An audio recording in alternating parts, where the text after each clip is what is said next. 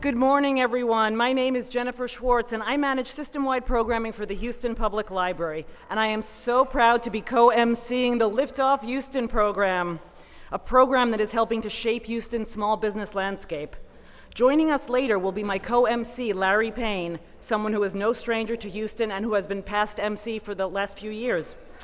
Well, I officially welcome you to the Liftoff Houston Pitch Day and Awards Ceremony. I thank all of you for your presence, including all elected officials and city directors, and welcome to this wonderful and beautiful library building restored to its original glory and named after Miss Julia Idison, who served as Houston's librarian for 41 years. The library was dedicated in 1926 and served as the city's main library for 50 years until the current Jesse Jones Main Library opened in 1976. As a housekeeping matter, I would ask that you please turn off or set to vibrate or silence all of your electronic devices as we're filming this event. Today promises to be a memorable one, thanks to the collective efforts of the Mayor's Office, Capital One Bank, Houston Public Library, and the City of Houston's Office of Business Opportunity.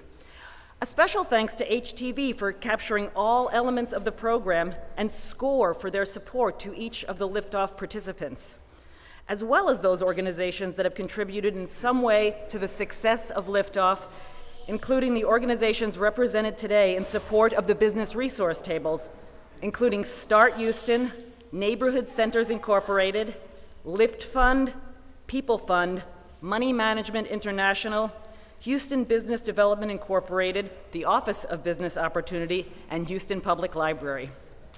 At this time, I'd like to introduce a very special guest, someone who is definitely a strong supporter of small businesses and Houston residents, Mayor Sylvester Turner. A transformative leader, Mayor Turner is committed to making sure that we do not have two cities in one of haves and have-nots, but rather one city that is moving forward together. As a small business owner himself for 31 years, Mayor Turner believes it is critically important to expand economic opportunity for the residents of Houston through increased opportunities for growth of small businesses and enhancing the support and development of minority and women-owned small businesses. Efforts such as requiring MSWBE subcontractors and innovative ideas such as city small business joint ventures and owner-controlled insurance programs are just some of the ways in which Mayor Turner is working towards that commitment. We're honored to have him as our mayor, and though he could not be here in person, he sends these special greetings. Congratulations to the 9 finalists who will be pitching their business plans today. I wish each of you the best of luck. I want to thank our Liftoff Houston sponsors, Capital One, which is providing the prize money and financial support, HBDI, SCORE, Lift Fund, People Fund, the Office of Business Opportunity, Houston Public Library, HTV, and all of our judges. Finally, to all who have participated in the Liftoff Houston competition to date, give yourselves a round of applause for taking the step towards realizing your goal of business ownership. Thank you for being part of a program that is helping to grow our economy today for a better Houston tomorrow. What an awesome message from the mayor. Please join me in giving him a round of applause.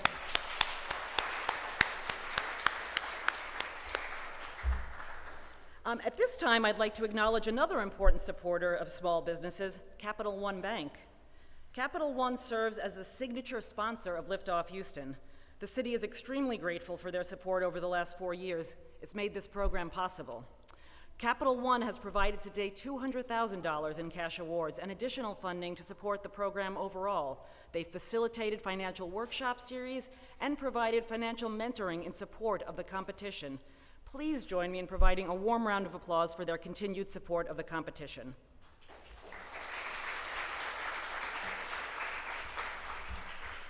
And present here today in a dual role is Capital One Bank Executive Vice President Bill Harrington.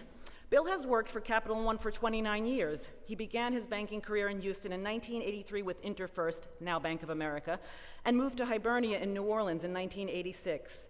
Bill previously managed the Southeast Louisiana commercial banking unit for over 15 years prior to his most recent move to Houston in 2005. He currently manages the energy services effort in the Capital One Energy Banking Unit. Bill earned both his BS and MS in finance from LSU. He's completed the general management program at the Harvard Business School. Please join me in welcoming Mr. Harrington to share some special remarks.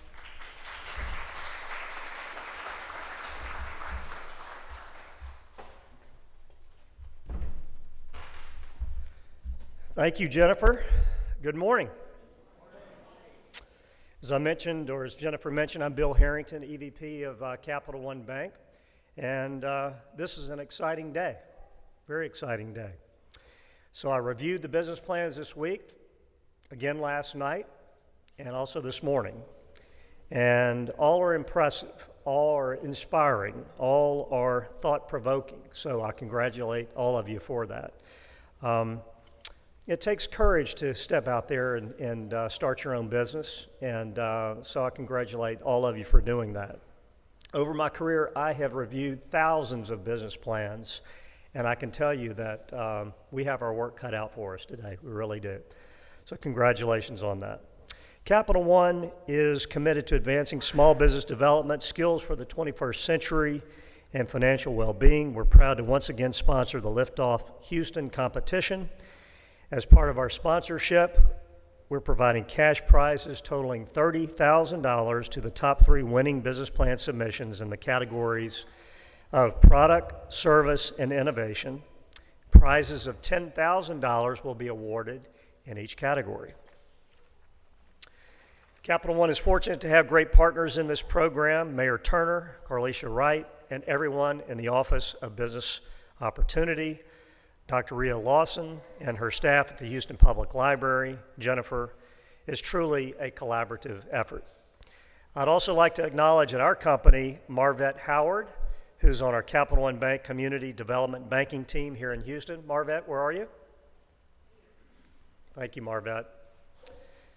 So thank you for the work that you put into developing and presenting your plans, but even more important, thank you for the creativity, the passion, the hard work you bring to your business every day. Your customers and the community as a whole are the beneficiaries of your tenacity, knowledge, and talent.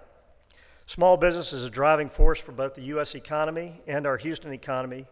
It's a cornerstone for our bank, Capital One Bank. We know that small business owners want solutions that make it easier for them to grow and manage their business. Through our products and services and through our support of programs, including Liftoff Houston, Capital One is constantly developing innovative solutions to help small businesses succeed. Again, from all of us at Capital One Bank, we're excited to again sponsor Liftoff Houston. All the best to the finalists. Thank you.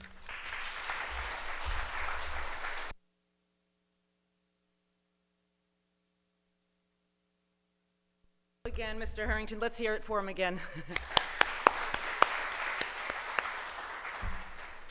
Studies on small businesses report that small businesses need considerable resources to be successful at starting a business. 5 key resources include having the drive, passion, startup capital, knowledge, and a good support system.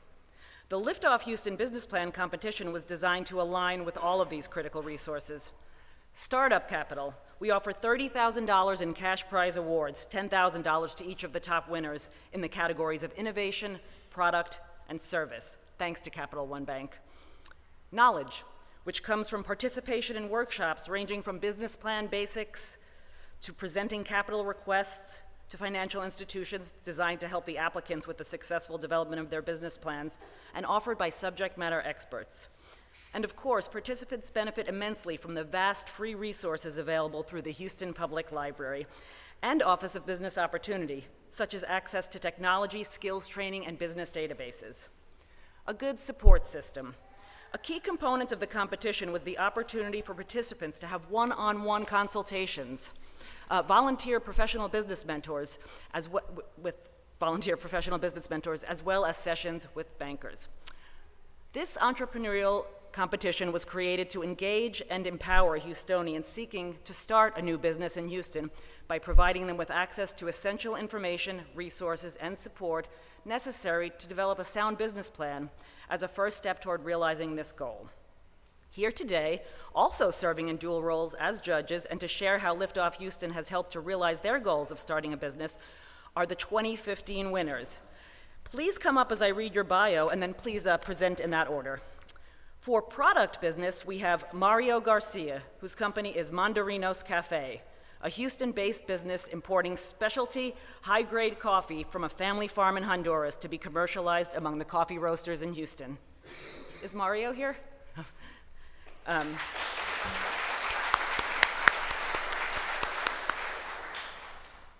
going to welcome you to the stage. I'm going to bring all three of you up and then have you present in that order. For service business, Keisha Thompson, whose company is Dean's List Fit Club.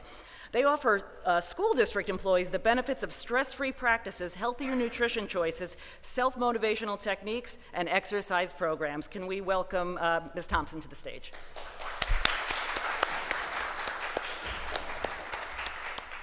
And last but not least, for innovation business, Apurva Sanghavi, whose company is called Throttle. Throttle is a mobile app that analyzes consumers' financial accounts and builds a plan to save them money by recommending extra payments on high-interest debts, and shows them all of their accounts on a simple and easy-to-use dashboard. Is Mr. Sanghavi here? If you could each say a few remarks in the order that I called you up. Thank you so much. Good morning, everyone. My name is Mario Garcia. With my wife, we started this business, the Mandarinos Coffee. I just want to tell you something about the business. It was an idea last year, and I can say that we are the product of Liftoff. We started with this. We had a car, we didn't know how to drive it. So we came here, we started calling, hey, how can I do this? How can I start? And they told us there is a contest, there is education, all the information, motivation, and we got it. We started doing it just like everyone here. And as I said before, we're the product of Liftoff. So the best for the contestants, and thank you for everything.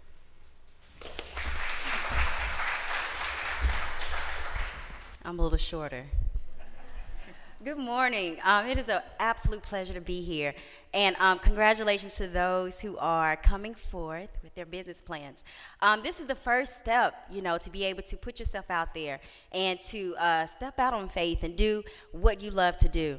I began mine years ago. I was a school teacher for ELA students, and I saw that my colleagues were stressed, obese, and suffering with a lot of diseases and illnesses due to the lack of food products that were going around and a lack of exercise. So that's how the Dean's List Fit Club came about.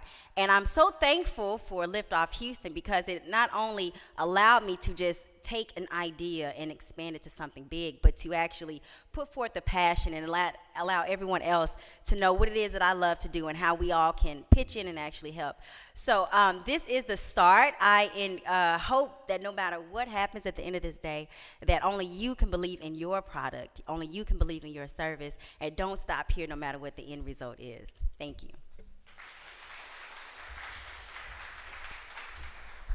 A little taller. Hi guys, my name is Apurva Sanghavi. We founded Throttle, and we were excited to be a part of the competition last year. It's for all of us that always kind of have these business ideas and really kind of can't figure out the framework. Liftoff was perfect for that. I mean, it forces you to really start thinking and kind of put it on paper and build the business or service or product that you're trying to do. And so we were super thankful for that, because we knew we had a relatively good idea, but just trying to get off our butts and actually put it to work was a really challenge for us, just because we all have full-time jobs, et cetera, et cetera. So Liftoff created that framework, and we're excited. Ironically, we're launching next week in the App Store, so the timing was just worked out that way. So it's exciting, good way to kind of send us off in the right direction, and we're proud to be here again today. Good luck to everybody. We look forward to seeing all the pitches. Thank you.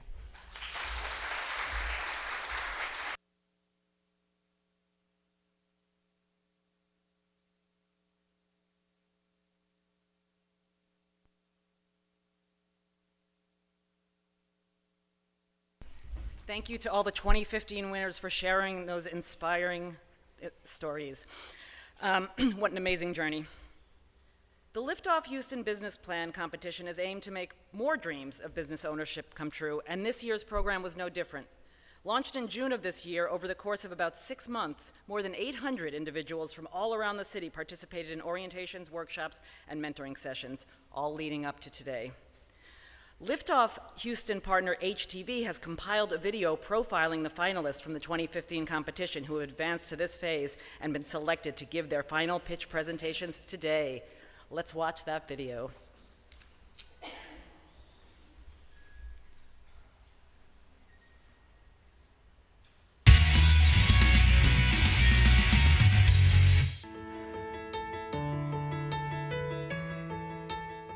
So I'm Natalie Goodman, and actually I was born and raised in San Antonio. But after I graduated from Texas A&M and an architecture degree, I would come work at Johnson Space Center, and that's what brought me to Houston. My name is Jimmy Tay Trin. I'm originally born in Vietnam, and I've been raised in San Diego, California. What drives me is my mother, Tammy, my wife, Nikki, and my son, Noah, and my entire family. My name is Kylie Summers, and I'm from St. Louis, Missouri, born and raised. One of the biggest things that drives me is assisting people or helping people achieve their ultimate goal. What drives me is, I guess, my passion for skincare and helping people to heal their skin.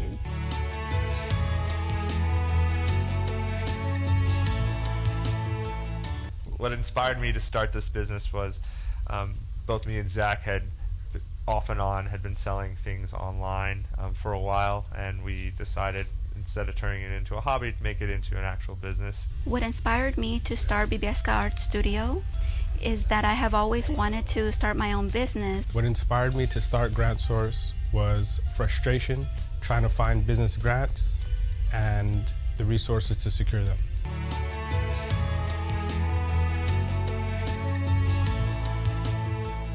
I heard about Liftoff Houston's business plan competition from my SCORE advisor, Nick Tarte, and he suggested that, Jimmy, why don't you write a business plan for what you're doing? This sounds like a great idea. Me and Zach were online looking for ways to start a business.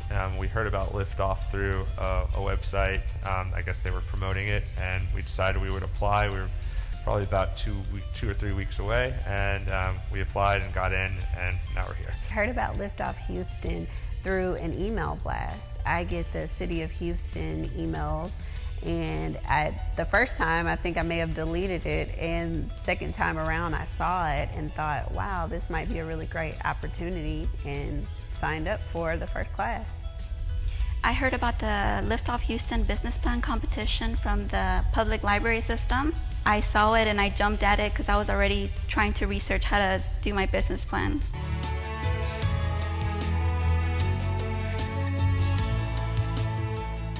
I enrolled in the Liftoff competition because Grant Source was a great idea, but we didn't have a formal plan around it, so we joined the competition. I needed Liftoff Houston business plan competition just to be my training wheels before I could take off and run with things. I wanted to get the core elements and the foundations of how to build a business properly.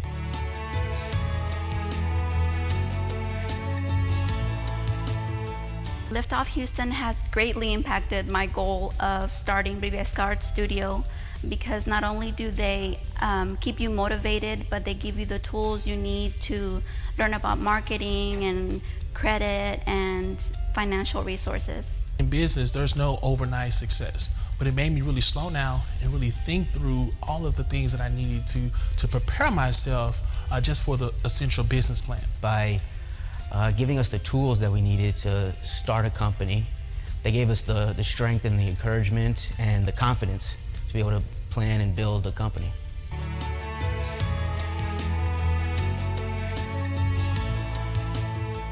The best thing that I learned was the pitch class, how to pitch your business.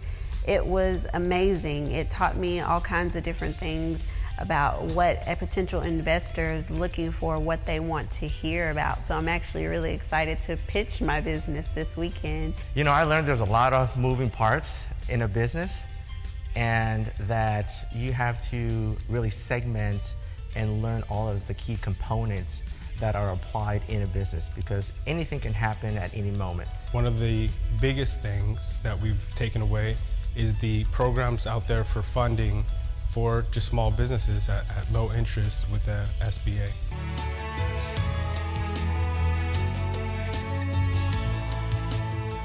The mentors in Liftoff Houston, but also SCORE, were fantastic, incredibly hands-on. I could set up an appointment anytime that worked for me and go and visit with somebody, either a seasoned veteran or somebody that had gone through this before as an entrepreneur. One of the benefits that I received from working with the Liftoff Houston mentors was guidance around the financials, particularly with the Capital One, the sponsored company for the competition. They were able to give me some assistance in making sure that I was thinking about my financials in the correct way.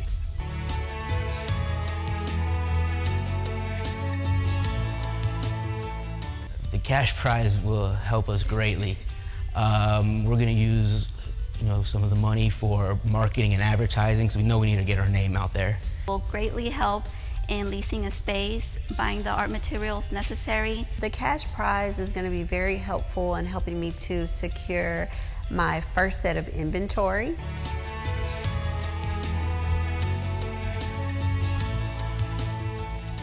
Wow. For next year's Liftoff Business Plan participants, I would suggest to be focused, to plan accordingly, and to just have fun. You only get out of what you put in. Take advantage of those resources. They're free. It shouldn't stop anybody. If anything, this free resource should ignite and invite more entrepreneurship.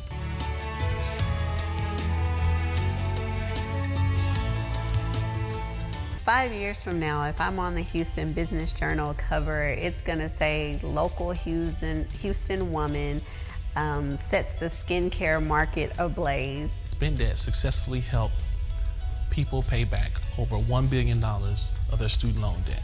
Briviesca Art Studio success story opens second location. Thank you to the Liftoff Houston competition. Liftoff helped us lift off.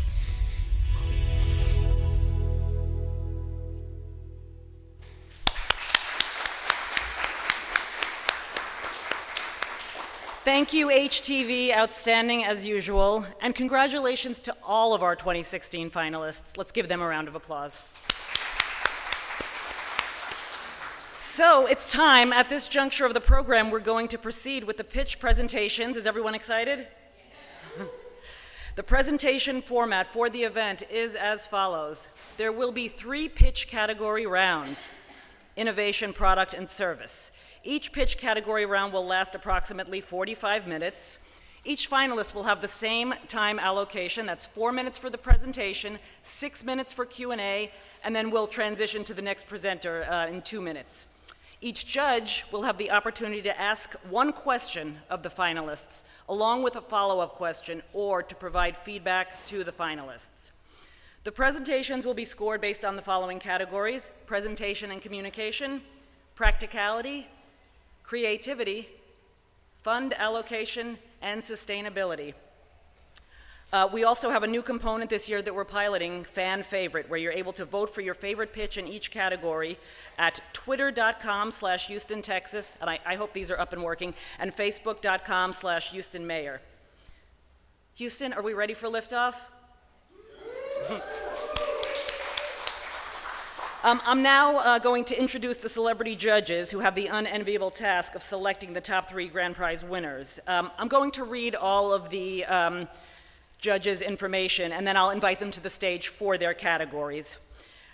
So we have Bill Harrington of Capital One, and we met him a little bit earlier. And next we have our 2015 winners, who you also met a bit earlier, and that's Mario Garcia, Mandarinos Cafe, Keisha Thompson, Dean's List Fit Club, and Apurva Sanghavi of Throttle. Additionally, we have Mark Holly, who is a chef and owner at Holly Seafood Restaurant and Oyster Bar. He'll be a judge in the product and service category.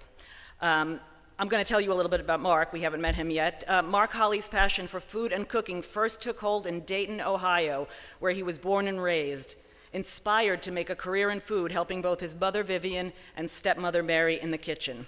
As he helped prepare these meals, however, he learned from both how the dishes and ingredients were not simply meals, but a reflection of his family history, passed down through generations like old stories and heirlooms.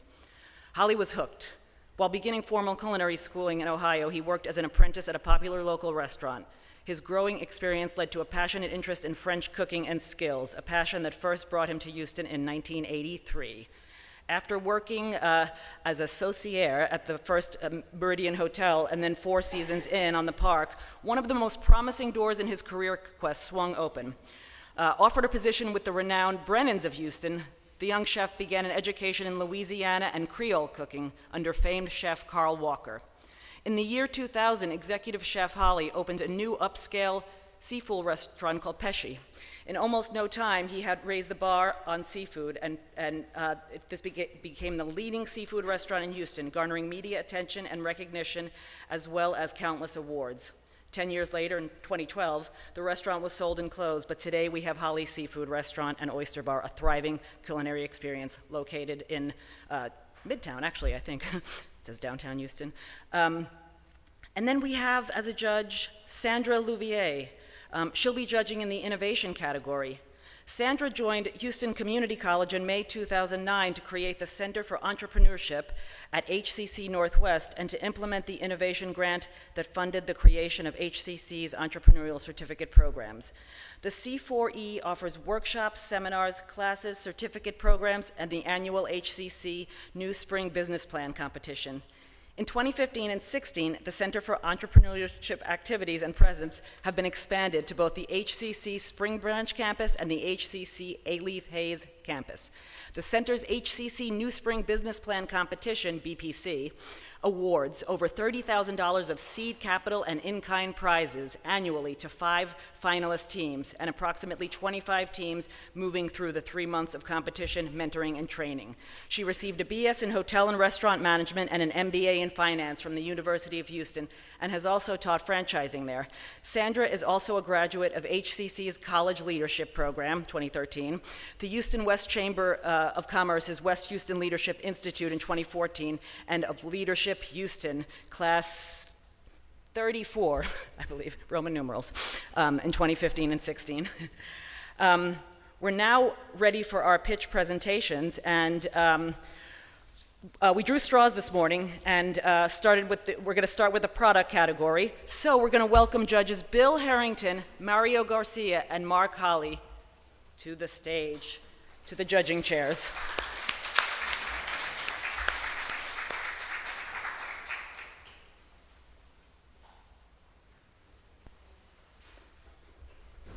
And while we get them mic'd up, we also drew straws for the order in each category. And in the product category, the first contestant is Jimmy Trin with Naughty Noah's. Naughty Noah's Noodles is stirring up everyday eats with a tasty new twist on Vietnam's beloved daily dish with our authentic family recipe that delivers the rich culinary tradition of pho right to your busy life with clean ingredients that put a nourishing, flavorful spin on a timeless classic. Good luck to Jimmy, and I think our judges are almost ready, and then we'll welcome Jimmy to the stage.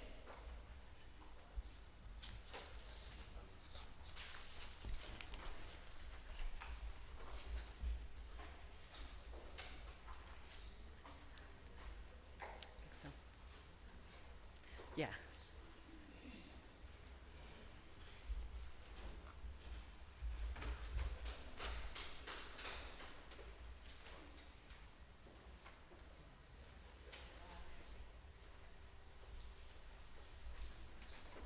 Let's give a round of applause for Naughty Noah's.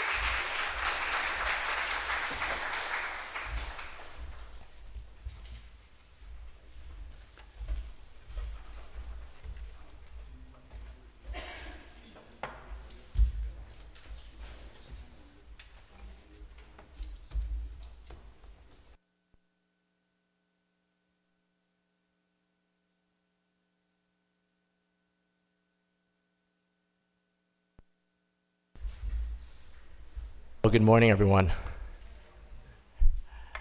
My name is Jimmy Trin. I'm the founder of Naughty Noah's. And I'd like to also introduce my colleague and friend, Dr. Lindsay White, who's the chief food scientist for Naughty Noah's team.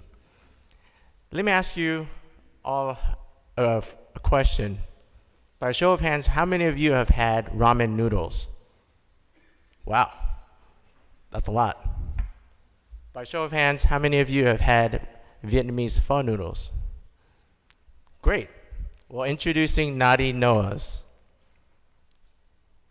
So what market appetite does Naughty Noah's feed? The global hunger for instant noodles. In 2015, 98 billion packages of noodles was consumed around the world. And of that, the US consumed just over 4 billion packets a year. That's a lot of noodles. That's giving a $2 average per bowl, per cup of the US market evaluation at $84 billion. So it's a big market. How will Naughty Noah's satisfy this craving? Well, fast pho with a slow cooked taste. Our authentic Vietnamese pho is a quick and convenient dish. 6 flavors, all natural, non-GMO, and vegan. Flexible as a hearty meal or as a snack. And delivered with a expertise in the industry. Why will our recipe for success succeed? Well, our proprietary study revealed that our product would do as 84% retention in the marketplace, meaning we surveyed 1,000 people representing the US population, and that came back to give us an 84% market prediction. And also the purchase intent of 10% of the US population, amounting to 22 million people with a potential reach to buy our product. We tweaked the flavors and the favor. We have holy hot pepper, original beef, chicka wat, curry masala, victory veg, and don't be a bore. We can beat the competitors' numbers. Mama's annual sales is 547,000 last year. Simply Asia's is 2.8 million with their line of products.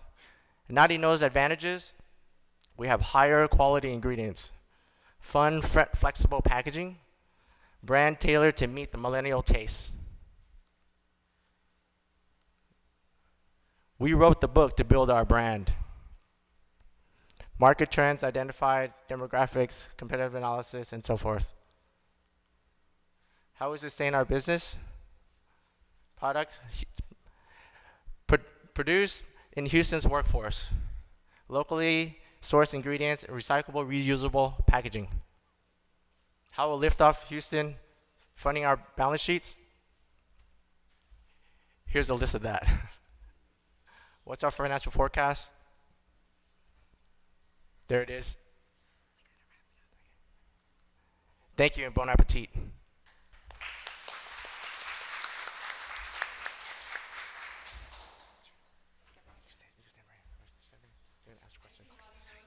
Thank you.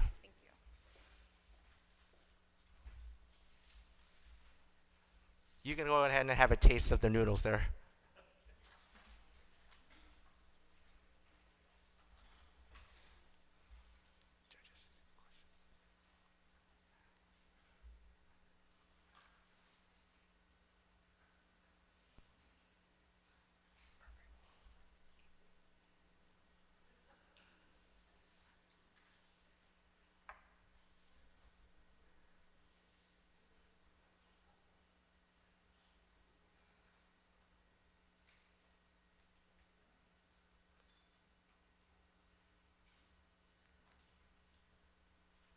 They're not talking.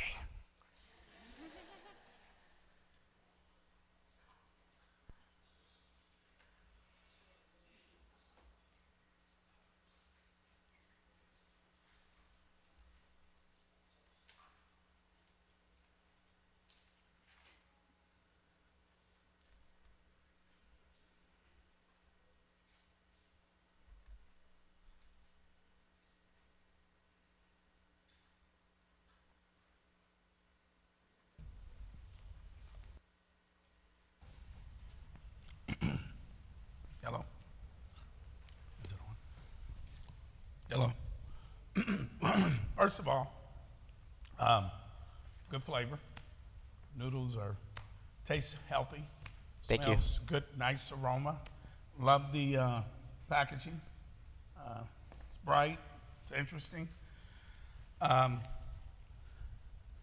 was wondering, you mentioned reaching demographics. How do you plan on doing that, and to what extent do you plan on taking that to? Yes. We plan to target on Facebook the millennials in the targeted market areas of California, really on the West Coast and the East Coast, and also in the South, which would be Austin and Dallas. So with Facebook's analytics, we can really target and hone in where our audience is, and so that's what we're looking to do heavily. I like the fact of organic driven farmers market. How doable is it to get in a place like Whole Foods? How does that process work, and Trader Joe's and et cetera? How easy is it to get that done? Sure. Well, it's not easy. I'll tell you that. Right now, we're having talks with Central Market. What we want to do is focus locally on 9 to 10 stores locally, and also have a online e-commerce component. And as far as getting into the retail stores, the retailer has to want you first. So right now, Central Market is requesting samples, in which we just got samples from our co-packer in California of our final formula. Just recently, actually, just last week. And so the retailer would have to want and taste your product first, and negotiations would have to go through them. Thereafter, you have to go through their distribution channels in order to get to their stores. So Central Market goes through KeHE, which is a big distributor of 30,000 stores in the US. Whole Foods also goes through UNFI, which is a huge natural and organics distributor. So that's how we would approach that. Okay, so without retail, what is the likelihood of you being successful if you weren't able to get into one of these major chains? Or Sure. We actually don't want to have we want to have a small retail component, but we really want to push for online e-commerce. We see that the market, with the technology that's in the space, e-commerce, direct to consumer is the way to go, and we want to build our brand and directly communicate with our audience. So that's what we're looking to do. So, very good product, very good packaging. My first question is, when I saw the name, it threw me off a little bit. I wasn't sure what to expect when I saw Naughty Noah's. How did you come up with that name? Noah is my son. He's 2 years old. And we were fumbling between, Noah's Noodles, but there's a couple of trademarks out there already that have the Noah mark. And so we thought, he is kind of naughty, but in a good way. And so we came up with the iteration of Naughty Noah's, and to leave a legacy for him. Okay. And then just one other follow-up. The financials in your package are very well prepared. Compliment you on that. Thank you. As a banker, I tell people all the time to know your numbers, and they're very well prepared. Did you do that, or did someone else do that for you? I had help. Okay. And is that an ongoing resource you'll have available to you to do Absolutely, yes. Okay. Yes. Okay. It was help from one of my SCORE advisors. He's sitting in the audience right now, and Mr. Ellis Rashevsky, and also Nancy Sinat, which are good friends of mine and also advisors. And so, and also the Small Business Development Center, which was a great help. So I utilized all the resources I could. Very good. Thank you. Uno. Sonido. Hi, good morning. Yes. I really like the product, like the flavor. Thank you. And it looks like it's really healthy. Does it taste healthy? Yeah, it tastes those natural flavors. Yeah. And how would you try to sell to a different? I'm afraid time's up, guys. I've been told we're strict on time, so we're going to transition to the next. It's okay. Thank you, everyone. Thanks, guys. Let's have another round of applause. Okay, the second business in the product category, they're going to start setting up. We're going to have a 2-minute transition. It's Lindsay Brantley with Camellia Elise. In the meantime, while they're setting up, yes, round of applause. A reminder to the judges that we should have each judge asking one question and a follow-up question. And I've been told that voting is on, and after each presentation, it's after each presentation that you should be able to go on and vote. So someone could test if that's working, but it's the Facebook and Twitter pages, twitter.com/HoustonTX and facebook.com/HoustonMayor. Has anyone been able to get on and vote? The whole category, okay. Very good. You're ready? Yes. Okay, well, we have Camellia Elise. One more round of applause. Okay, I'm Lindsay Brantley, creator and founder of Camellia Elise Skincare Company, and I am a licensed medical aesthetics practitioner here in the state of Texas. After working in medical spas for a few years, I noticed that there was a prevalence in ingrown hairs and scarring from shaving, and I decided to do something about it. So ingrown hairs, also known as pseudofolliculitis, is when a hair is trapped under the follicle, and it begins to become inflamed and causes bacteria buildup and skin irritation. It can happen anywhere on the body, and it can happen to anyone, but it's more prevalent in African Americans or people with curly hair because the hair tends to curl under instead of growing straight out. So I kind of experimented with different ideas, different ingredients, and found a system that works. And I hand make all of my products. Right now, our first system is 3 products. Fresh Start, a pre-shave exfoliant. Then we have Smooth Intentions, which is a luxury shave cream, which I just provided you gentlemen with. And then Finishing Touch, which is our post-shave oil, and a loofah sponge. Is it safe? When bringing a new product to the market, the question always comes, is it safe? I started off with a little kitchen mixer, and we're going way beyond that. I've now aligned myself with MC Chemical Laboratories. They are taking my formulas and trying to replicate them so that the products are safe, sustainable, and easily scalable for the retail market. Where to find our products. As of this month, we will be rolling out our products in 4 retail locations, and 3 of these locations have had samples of our products for a few months to test the market and get feedback from customers. Future aspirations include much larger retail accounts. So our marketing strategies include, of course, getting more retail accounts, but also subscription box distribution. This is a very good upcoming market. It's a way for our products to be sampled by different people that we might not reach regularly. We're also going to spend a lot of time doing social media marketing and educating people on properly maintaining their skin. There are a lot of different methods when it comes to hair removal. And we are just wanting to make sure that we educate people on the right ways to do it. There are a lot of chemical implications for a lot of these. Also, there are new competitors coming into this demographic market, which just confirms that there is a market for it, our product to come into. Our 3-year revenue generation is based on the 4 secured retail accounts that we currently have. And it's showing a 10% growth in the first 6 months and 15% growth in sales the next 6 months, with a total of 44% growth within the first 3 years. Okay, if awarded this prize today, the majority of the money would go towards the product development and our initial inventory, and also some of our setup fees for legal and accounting and insurance. And just a little bit more about me. I am a licensed medical aesthetics practitioner in the state of Texas since 2010, but I am also a full-time structural engineer at Fluor Corporation. I work in the supply chain commercial strategies group and handle approximately $500 million in material. So I'm very good at marketing.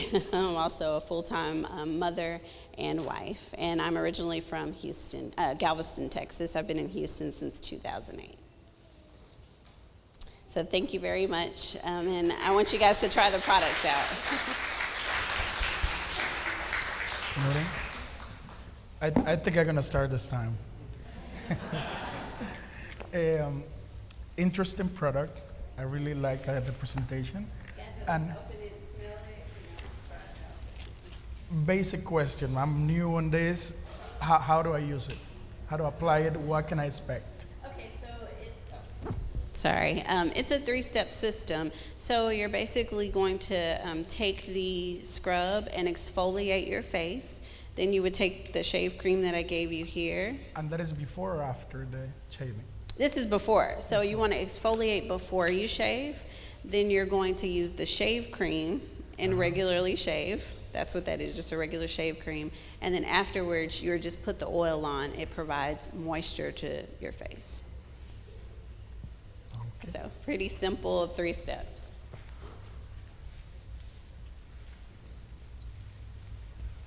Thank you. So is the market is both men and women, but is it more men or more women? And is one easier to market to than the other? So it is a unisex product. It's going to be marketed for men to use on their face and for women to use on their legs, bikini areas.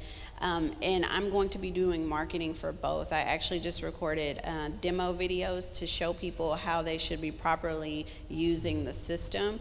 And I'll be doing more marketing towards women because women, are the consumers, and they'll buy it for their husband before the husband will go out and buy a specialty system. So more marketing will definitely go towards women.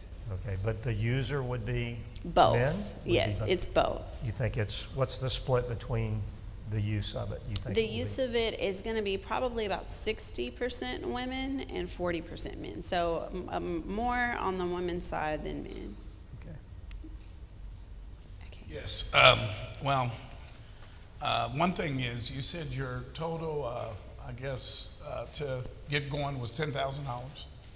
The $10,000 is the prize money. So I was showing the utilization for the prize money. How much was your total get started amount? For me to start the business, I have a $32,000 total. Yes. Well, the product that you have is a must needed product. I'm an African American male, and, yes. I just say, where were you 25 years ago? Yeah. I had that problem growing up, and I couldn't solve it, and just right. over time, it gets curly hair, ingrown hair, kind of get used to the razors. Right. But it's definitely a very large market. And education. I think it's more men than women, and maybe you have that opinion, but I know probably 75% of men African American men go through a phase in their life, usually from 16 to 25, where their face is just really not ready to handle that razor every day, and so it kind of helps, pull your hairs out and everything. It's just when you talk about the usage, it's harder to get a man to use a regimen. So we're going to spend a lot of time educating them on what causes it and marketing the product to them. Women, we have to shave our legs every day, and men don't necessarily see it, but we actually get a lot of irritation in the bikini area. So that's, it's going to be probably more women buying it, more men using it. So, thank you. Is that it? Any other questions or comments from you guys? Okay, well, thank you so much. Definitely try the products out.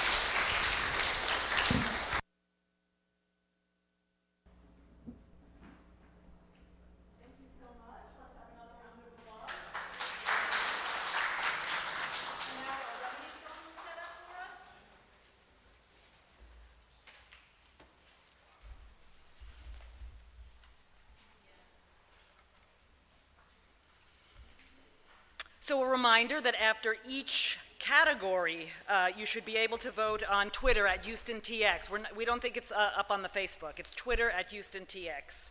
But you can definitely go on the Facebook page and make comments. So while Remedy is setting up, I wanted to tell you that Remedy makes buying and selling slightly used high-end furniture and decor a seamless experience throughout the Houston area. Are you guys ready to go? Take it away.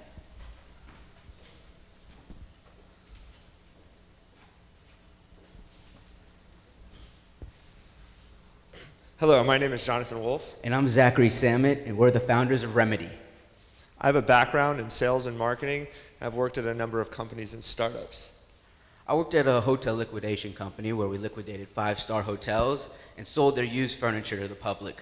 We've been friends for over 25 years. And we decided to start a business together. Whether you're downsizing, liquidating, moving, or changing styles, selling quality furniture in the current market is time-consuming and stressful. Even if you decide to post your stuff on Craigslist, you have to negotiate a price, post pictures, deal with strangers, and then you might not even sell your furniture at all. Then what? Give it away, put it in store to spend lots of money? It's just more headaches and stress. Remedy makes the buying and selling process hassle-free. We have a centrally located warehouse, climate-controlled and secure. We buy and sell quality product, quality furniture, and we have a simple pickup and delivery options. There's 2 ways. We give the customer 2 options for them to choose. We can either buy the furniture from them, or they can consign it with us. We pick it up, deliver it to the warehouse, list it, market it, and sell it as quickly as possible and deliver it to the buyer. Our target market is the middle to upper class, as well as commercial businesses in the Houston area. We resell the furniture that we buy for 3 to 4 times the price we pay, or we consign it for 30 to 40% commission. The used resale market is a $20 billion industry, and used furniture makes up 17.8% of that. 60 million Craigslist users buy and sell every month online in the US, and resale is the fastest growing segment in the retail industry. 18% of Americans will shop at some type of resale store, whether it's online or brick and mortar.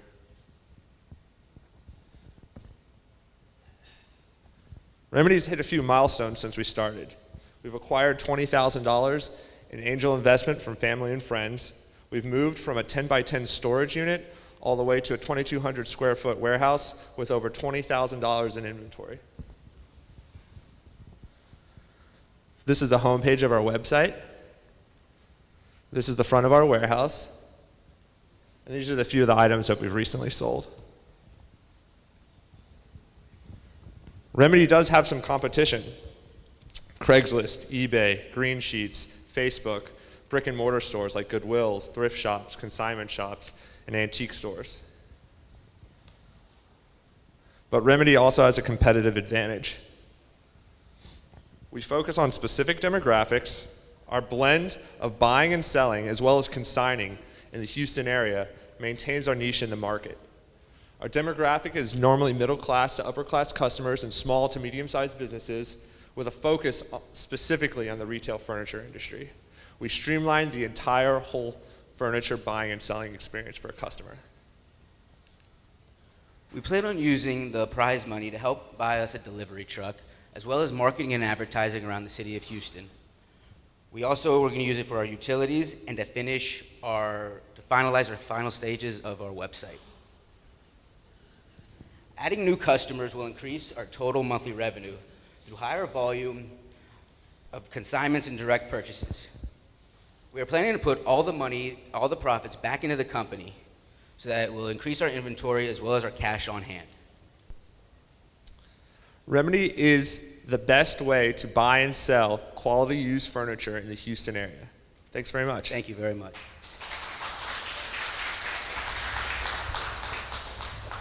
Hello, testing. Okay, I'm a client. I want you to take me step by step how we're gonna do this. Sure. This sofa, I think for me is $500. Well, what do I do with you? Basically, there's two ways. You can upload a picture to our website, or we can come out to your house and take a look at it physically. We'll look at it, take pictures, do some research on it. If it's a higher quality piece where you don't have a lot of information for it, we'll give you a price to either buy it right out, or we'll offer to consign it for you. So we'll take it back to our warehouse, market it, and sell it for you, and then we take a 30 to 40% commission. If we buy it right out, we'll just give you the cash right there for it. And you're gonna tell me if it's worth it? We give you an honest appraisal, an honest. It has a hole here. If it has a hole, most likely we won't take it. If we can fix it and it will look nice and bring it back to life, we'll take it. Thank you. So you said if you can fix it. So if you get the item and it has a hole or whatever, do you have someone who does this in your company for you, come and repair? Depending on what it is, we'll look at it and we'll look at expenses and costs to see if it's worth repairing. We have people that do furniture, woodwork, glass. We'll bring them in, get a quote, and we normally will look at numbers and know right offhand if it's a giant tear, we're probably not going to take it. If it's something that's fixable and we can basically upcycle it, we'll do it and we'll resell it. We just don't like selling a lot of things that look crummy. We want things that are used but are of good quality. Which market do you appeal to? You mentioned consignments. Which one pretty much drives your business? It's a little bit of both. It's 50-50. More right now on the resale of retail items, so basically buying items and then reselling them. But our consignment is growing just as fast. We also have the business side. So we go into a business, we'll liquidate, we can buy furniture, desks, chairs, things like that, cubicles. Right now, like our average, we're taking we're pricing it at 3 to 4 times what we paid for it. So that number is just right there and is greater than our consignment numbers at 30 to 40% as of right now. Of what the customer wants to get back. Just looking at your financials, it looks like you're expecting to lose money through the end of this year and make money your first month. Right, just for the first few months, yeah, to the end of this year. That's just because of all our expenses up front. Once that's done, we feel like it's going to be just revenues will just continually increase. So have you met the projections that you've outlined here? Oh, have you validated the model, and is it working the way you expected? Absolutely. We've even gone over what our projections were. Then when we did that maybe a month and a half ago. We've already gone over our retail. We've already sold more than and got more profits. More sales yes. than you right. got? Yes. How about the cash flow? Is the cash flow better or worse? Cash flow is better. Is better than Yes, it is. Okay. And one follow-up, is your market, I know it's commercial and residential.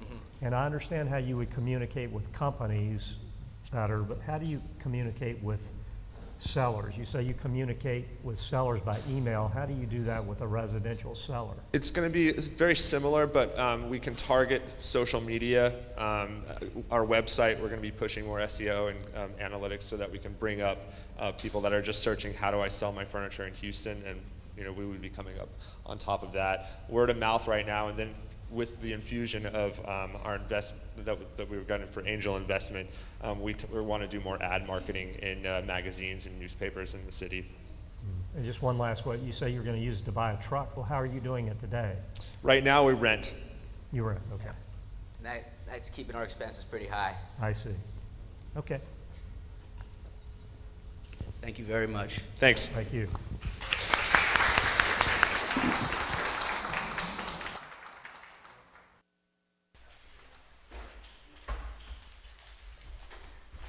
Thank you, Remedy. One more big hand for Remedy.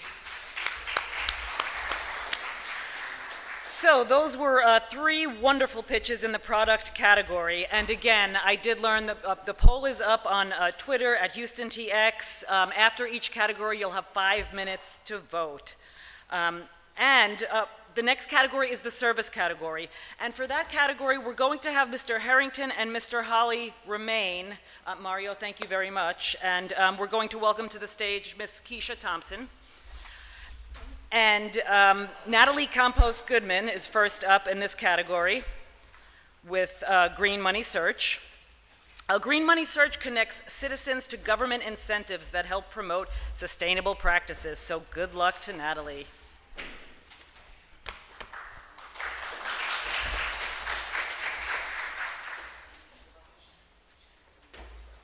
I'm Natalie Goodman. I'm the founder of Green Money Search, and today I'm excited to tell you about how my startup is going to radically change the way cities develop more sustainably. So what's the problem here?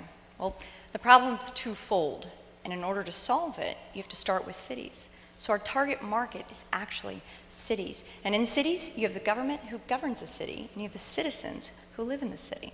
And the government has these sustainable incentives that it wants to give to citizens.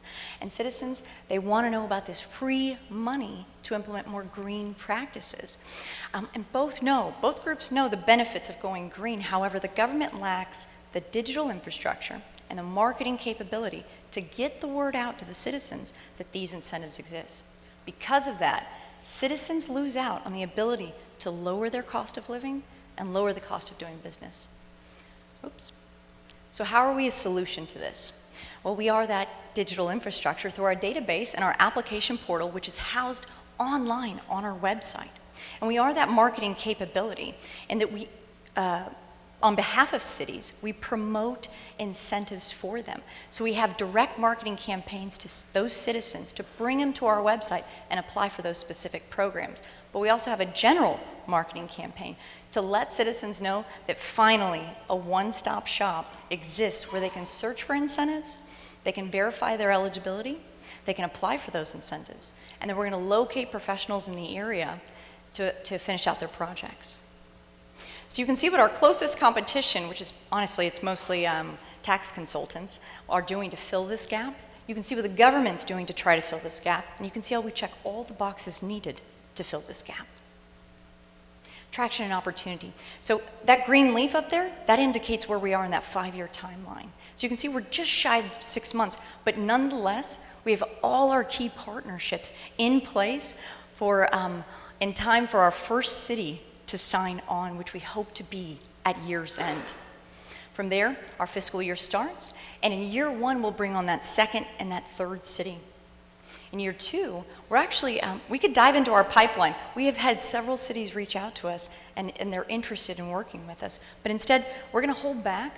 We're going to focus on performance. We're going to focus on delivery. And that's because in year 3, we're going to finish that first city's contracts. Our contracts are 36 months in length. So we're going to have those lessons learned to sit down with that city and revisit and say, do we want to increase the number of programs at that city from our mandatory 2 to 4 programs, or do we want to dive into that pipeline and bring on another city? Year 5 is going to be a huge year for us. Actually, that's a massive milestone. We're going to finish all 3 of our city contracts, and therefore we're going to have proven capability that leveraging incentives results in more sustainable development in cities. Beyond that, we foresee ourselves as being a leader in this incentive digital infrastructure, as well as highly valued for this market-based approach. Our engagement team is comprised of 5 different groups, and they all roll up to operations. You can see me up there in operations, but I want to point out the years of experience up there. They either represent the individual who is the leader of that group, their years of experience, or the company that we've partnered with and their years of experience. So, you know, you're hearing about a city possibly signing on at the end of the year in our pipeline that's full of other cities that have expressed interest, and you're probably thinking they have no need for this money, but nothing could be further from the truth. We're like any other startup. And we need this money to ensure that our first city signs on with us. And then that 5-year plan that I described, that's going to come to fruition. We never like to close without giving our citizen base the opportunity to get the green they deserve. This is how we run our campaigns, to let our governments know that we're interested in learning more about these incentives. Thank you so much for your time. Please follow the 4 steps, and I appreciate you believing in my startup.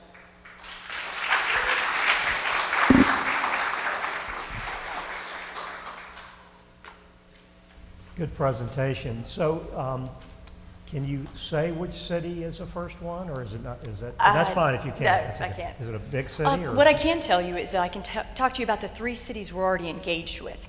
Okay. They represent different sizes. So 2 are in Texas, one's in the Northeast. One represents a mid-sized city, one represents a mega city, and one represents a large city. And we did that so that we can get a better idea. Right now, we're first to market on this idea. So we don't have a lot of competition where we can look at how to better project things. So we wanted to choose cities that were diverse in size, but also geography, so that as we want to grow further, we've already positioned ourselves to better understand a framework for these differing cities. All right, and just one follow-up. Your model, I'm still trying to understand the model. It's a consulting model, so you sign up with a city and then you get a contract and they pay you a consulting fee for that period of time.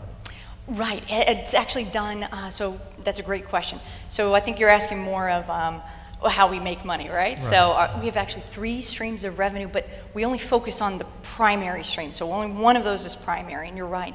What we do is when we start with the city, we have 2 programs, and we make them focus on 2 programs. It's a focused approach for them, but also for us.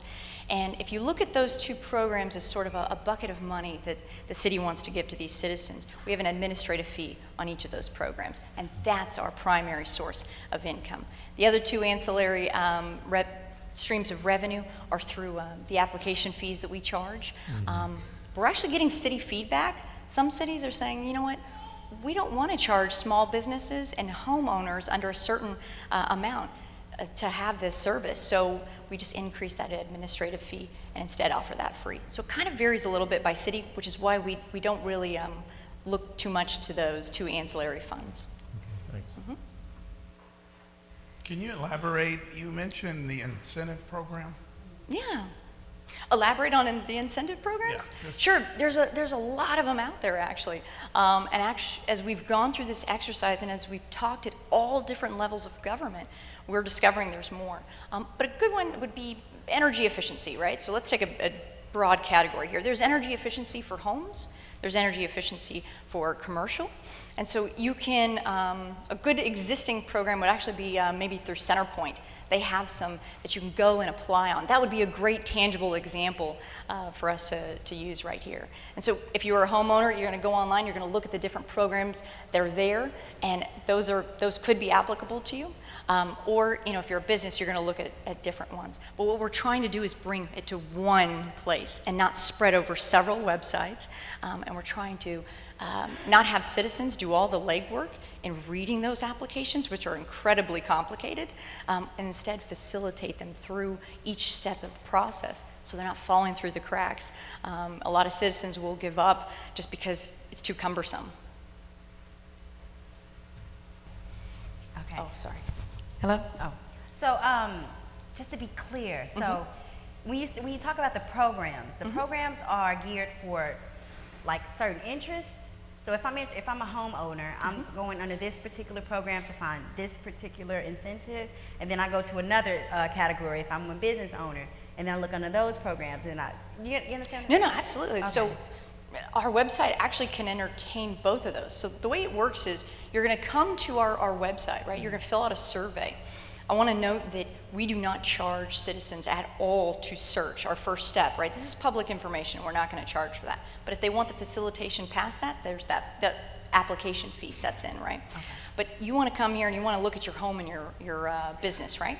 So you're going to fill out that survey. And filling out that survey, what you're doing is you're telling our database how to search better for you, right? So it's going to look at your project, the survey, and it's just going to be like a matchmaking process, right? So the more you fill out in that survey, the more our database can say, you know what, there's a federal program that's suited, for your business. There's a state program that's better suited for your home, and there's a local program that you can also use for your home. So you can actually apply for several different incentive programs instead of having to create different profiles, like you said.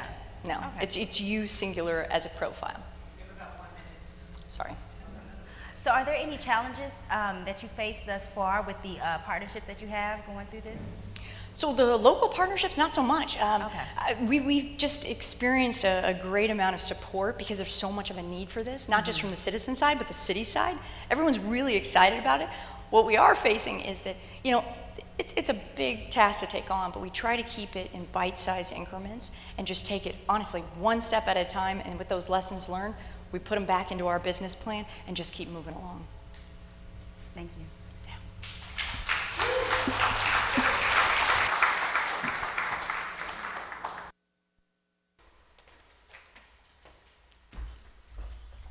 Thank you, Natalie. Next up, we have Catalina Mercado with Bribiesca Art Studio.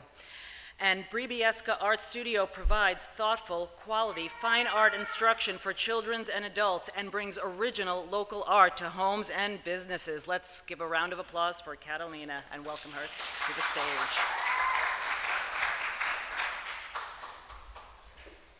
Good luck, guys.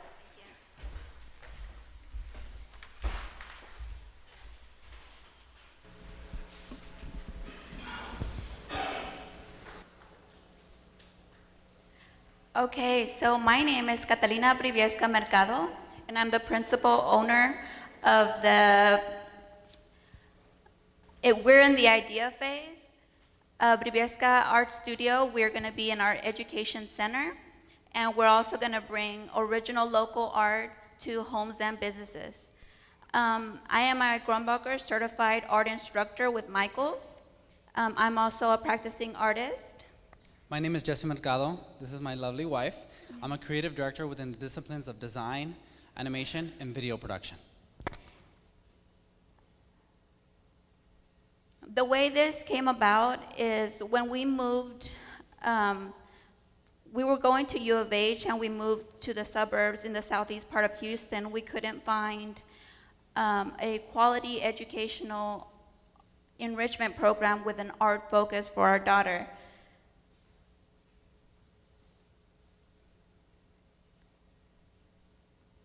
This is an example of her work. She was 4 years old. She shows dynamic color, good composition, and she just needed that nurturing that I provided as her parent, but we would provide in the studio for other families. And these examples of the art are our target market. This is who we will be focusing on. So when you see this artwork here, this is who we're going to be targeting. This level, what we're trying to teach them, composition, really enriching what they're learning, as opposed to just taking our kids to a daycare and leaving them in a room with their cell phone. That's not what we were trying to do. What exactly are they getting from that? Are they learning something? Are they enriching their lives? You can't really quantify what they will be learning at this center. That's what we're trying to communicate here.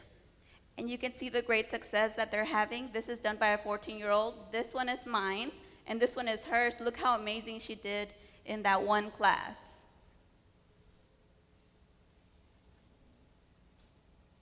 So this is an example of our flyer. It shows the different classes that we will teach.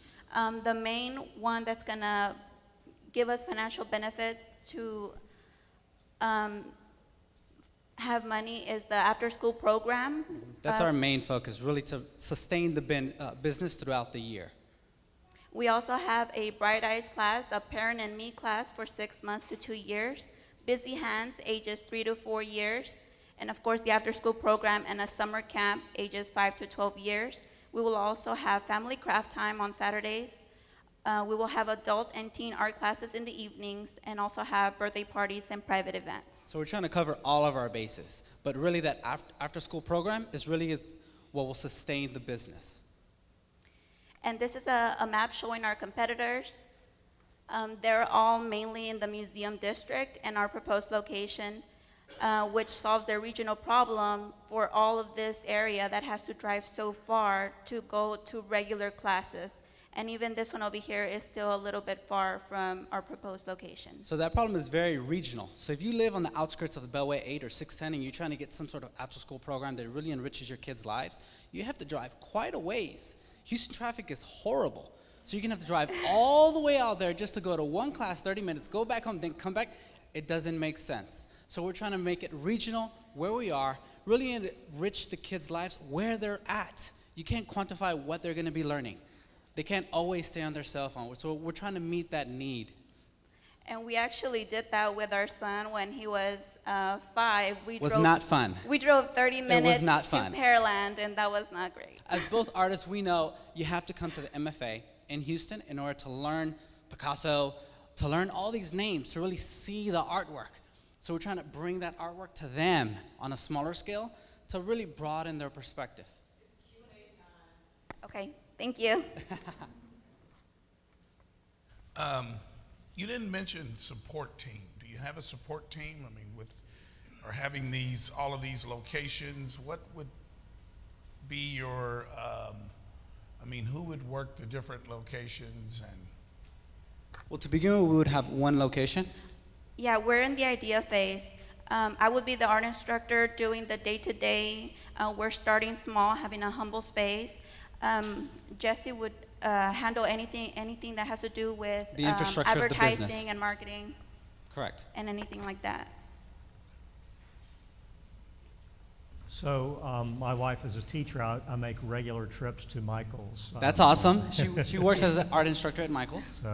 So are you going to maintain your relationship with Michael's, or are you leaving Michael's, or? It depends on the scheduling and how we start out. I would say I would stay on just to have the clients maybe familiarize them. Until it gets big enough, you Correct. will stay on there. Right. Okay. Just in the meantime. Right. Are you doing the same thing at Michael's today that you will be doing at your studio? That's correct. We would just be doing it in a broader scale because at Michael's they restrict you to what you can teach, mainly to drawing and painting. And I would also like to introduce mixed media and other It's very restricting. sculpture. We have a lot more skills that we can be teaching, but we don't have that avenue to do it at Michael's.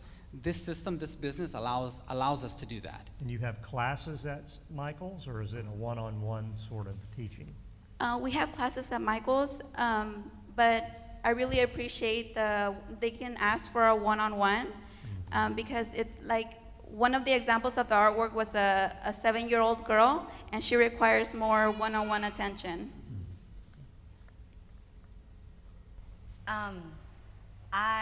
I love all things fine art. I'm a dancer first. And We so have a lot in common. Yeah, I know. I love it. And I love graphic design and so forth. And I know that getting into the after-school program system is really saturated with people who have their own companies and they're, mixing everything together. Yes. So I know that you mentioned that would be your main stream of Correct. income. That is correct. But how will you break away from the income that you would be getting from after-school program in order to get that central location? Because what you're doing here is really, really good art, and it requires somebody that wants that focus, that really wants to be in tune into that particular sector versus, you've done an after-school program, right? Mm-hmm. You have, so you know the difference. So what would be your plan getting from the after-school program and going into your own physical location? Well, the idea is to have the after-school program in the location. Right now, I teach classes at Michael's, so this is pre-revenue. We haven't opened up the location. We would have the after-school be in the location. Oh, so you won't be going to the schools? No. Oh, okay, I missed But that. to sort of answer your question, let's just say we get 10 kids and they go to the after-school program, Yeah. they're not really an artist. But when they get there, they realize, oh, I'm going to be taken care of here, right? But while I'm here, they're teaching me all these things. Oh, they didn't realize they knew how to draw, or they want to sculpt, or they want to do other things. And then we invite them to these other classes that are separate from the after-school program. That's you sort of create that need or that demand after the kids go to the after-school program. Does that make sense? Mm-hmm. It does. So it's really about educating them, and maybe a smaller kid never drew, never painted, never set type, never did photography or something like that, but then when they're introduced to it, they're like, oh, I'm kind of good at this and I love this. Do you have these other classes? And they tell their mom or their father, and then we sort of broaden their scope of what they like. So this business is really started from me and my wife, a love of art through all the years, and we have all the knowledge, all the passion, all the drive. I've sort of jumped into the bandwagon with my wife because she's been pushing for this, but we have all the knowledge to sort of start this business up. We know art. I've been doing it since the dawn of time, since I was so young, and so has my wife. So this is how we plan on doing this. It's really about enriching kids' lives from the very beginning. I wish something like this existed in Southeast Houston where I grew up, where I didn't have that opportunity. And I think that we both appreciate that we're trying to do something for kids. It's about quantifying how many lives we can touch as opposed to how much money we can make. Any more questions? Just one. Okay. Go for it. Okay, thank you, right? So how are you planning on marketing? Okay, primarily we're gonna do networking. I'm gonna go to churches and I'm gonna go to schools. Schools. Try to do art contests with the schools because it's kind of difficult to go if you're not a nonprofit. They're cutting art classes in schools. Yeah. They're cutting art classes. That's ridiculous to me. That's imagination is more important than knowledge. Everybody knows that. Creativity. That sounds like a TED Talk, yeah. It is. But I'm sorry, you said go into... Oh, we were gonna do mainly networking, but of course we're gonna have social media. We're gonna have an optimized website. We're gonna do print marketing with door hangers and of course flyers and business cards. Mm-hmm. Thank you very much. Thank you so much, guys.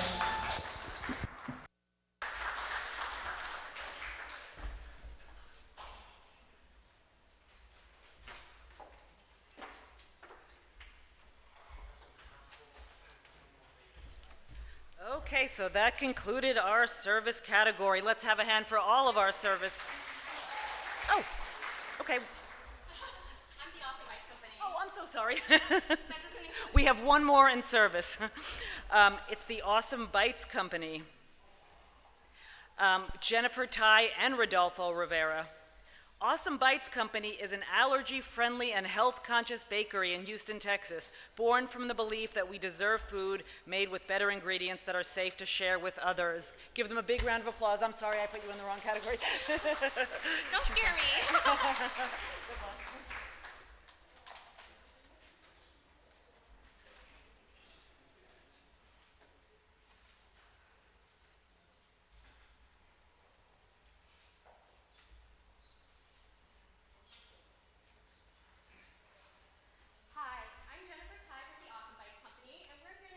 Eat better, share more, and well, be awesome. The Awesome Bites Company is an allergy-friendly, health-conscious bakery that helps bring people together with our unique baked goodies made with better ingredients and are safe to share with others. Our story started with that cute, spunky little girl in the middle who gave me the greatest job in the world, becoming her mama. Aurora is like 1 in every 13 kids in the US who has a food allergy. And when I sent out to look for safe foods, everything I found was either full of cross-contamination or sugar, shortening, terrible things I didn't want to feed a child. I knew she deserved better. So I got into the kitchen, and 18 months later, I developed these awesome recipes for traditional baked goods made with some rather untraditional yet healthy ingredients. Here at the Awesome Bites Company, we believe that we all deserve better quality foods that we can share with our loved ones, whether you have food allergies or you don't. And here are just some of our awesome fans. Food allergies are a growing serious problem that sends someone to the ER every 3 minutes. And that's why so many schools have adopted nut-free policies. Yet even when you find something safe to eat, it's made with things that aren't good for you or taste terrible. With 1 million Houstonians searching for better and safer options, please help us become Houston's first nut-free and allergy-friendly bakery. So if it's a big problem, shouldn't there already be solutions? Well, the existing competitors only really address a specific allergen, so they're not actually safe to share with your friends and family. Plus, they're chock full of highly processed sugars. So, what makes us so awesome? Well, what if I told you I could take fruits and vegetables and make them into a fluffy, delicious breakfast treat? Better yet, let's take out eggs, butter, and sugar so more people could enjoy them. Well, it's not a unicorn, it's real, folks. Our magical one-of-a-kind treats are turning healthy on its head, making it fun and exciting. Let us handle the worry so you can spend time with your friends and family.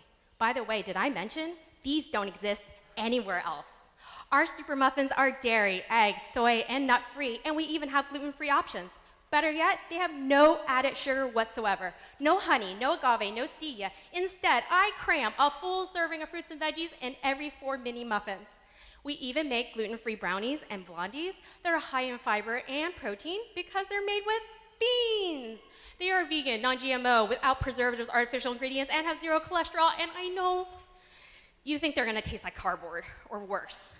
But we've sold over 15,000 muffins and treats at a local farmer's market. There are a lot of people who love our treats. Our sales have doubled in the past year, and it's time to take this to the next level. Our business is very unique as it provides a service as a bakery, but it sells an innovative product. In order to better serve our customers, we're investing $82,000 of our own savings to build a brick and mortar that will have a large commercial bakery to expand into wholesale and a small retail pickup front so that we can better serve our customers, connect, and educate them. The Liftoff Houston Prize would be so immensely helpful to us as it would help us purchase very needed equipment to quadruple our production on a daily basis, and it would allow us to make up to $1 million worth of product a year. And well, that's a great family photo. It's also a picture of our awesome team. I am the Chief Officer of Awesome, and my husband, Rodolfo, right there, is the Chief Operating Officer, and together we make a whole lot of muffins.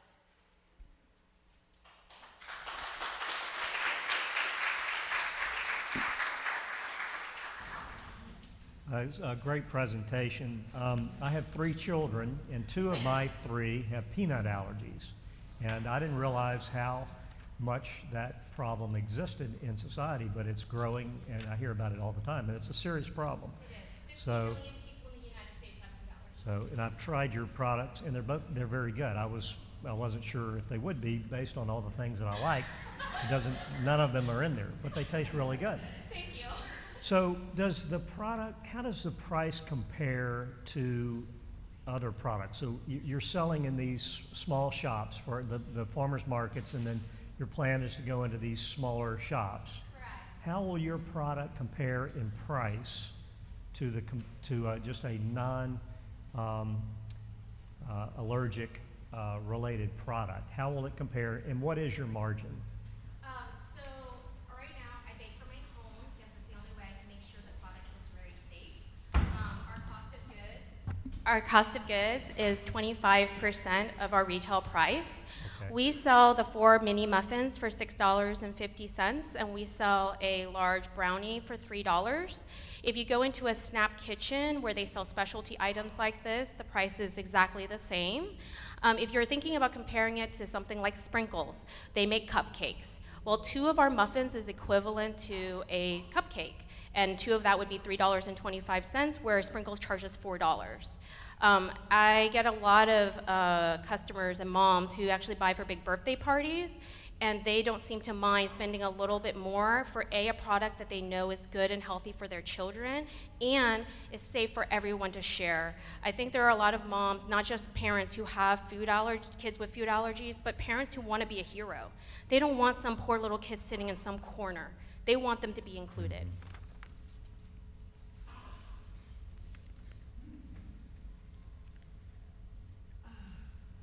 I have a question, I have a comment. Okay. I love the presentation, and I'm on board with gluten-free, peanut-free, no dairy, no eggs. And I think it's really, really, really good. Oh, we purposely gave each of the judges different flavors of muffins so y'all could share. Oh, okay. Yeah, so he's got lemon blueberry, and he's got the pumpkin chocolate chip, which is our seasonal flavor, and you've got the gluten-free chocolate.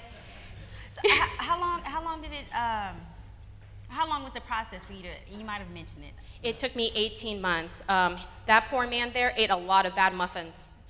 Yeah. And no artificial flavors or anything? No, definitely not. I actually source my vanilla extract and all of my extracts that I do use from Nielsen Macy, which is very allergy friendly. And in addition to that, to make our lemon blueberry more lemony, we zest our own lemons, we juice our own lemons. I am so serious about this that I make my own applesauce because I want to keep the rind and the fiber that's out there so we can put it back into the product. Just a comment. I love the idea. I'm in the restaurant business, and you're dealing with the people that the restaurant business don't really, they're not really friendly to, because allergies are tough to kind of get around and pull everything out, and so But sourcing your ingredients, so all of your ingredients, I mean, So it literally took me 6 months to source my ingredients. I have called every single manufacturer. They cannot be processed, packaged, or manufactured near any of the top 8 allergens. I vet them and I call them every 6 weeks to ensure that they haven't done anything crazy. I even buy some of my ingredients a couple of months in advance in case of recalls. I try my very, very best to prevent any of those issues, but it did take a very long time to secure not only brands, but also suppliers that could do it at a reasonable price. Yes. On the financials, you have some history here. Are you, and you have the projections through the end of this year. Yes, sir. Are you meeting the projections? And Currently, we've sold about $24,600, not including today's sales at the farmers market. We started exactly on November 7th selling last year. November of 15? Yes. 2015. You sold 24,000? $600, yes, sir. Okay. And so, so you're making money. Your food cost is 25%, you said. Yes, and we haven't factored, labor and the overhead since we bake in our home. But I've projected those, and we should still have a healthy margin. So you have a positive cash flow today? Yes, sir. Okay. I mean, it's all been reinvested. We bought ourselves our own, like separate mixers and our own refrigerator and a lot of shelving. And so do you plan to move to another location, or are you going to continue to operate out of your home? Or? Oh, no. We have been hunting for a space for about 6 months now. And actually, we're currently in talks with possibly taking over a coffee shop later in the evening, wiping and cleaning it all down so that we can start serving wholesale customers. We've had a couple of gyms and coffee shops where people are looking for products like this, but they can't do it themselves. And the coffee shop would be a wholesale location or Yes. Retail? Would you sell any retail? I mean, I would sell retail out of the store that I would build in whenever we find something. My goal is to build out our own place so that people can come in, ask their questions, try them out, know that they're real and they taste good, and their kids won't spit it out. I don't want somebody spending the money that we ask them to spend for their kids to spit out food. But we've been very blessed that that hasn't happened yet. Very good. Thank you.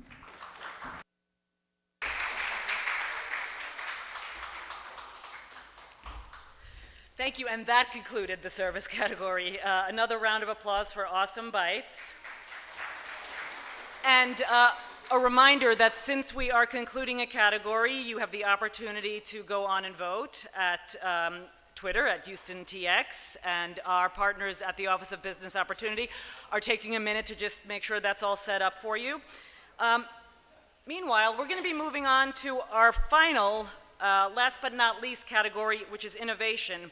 And for the innovation category, we will have Mr. Harrington only remain. So a big thanks to Mr. Holly and Ms. Thompson. And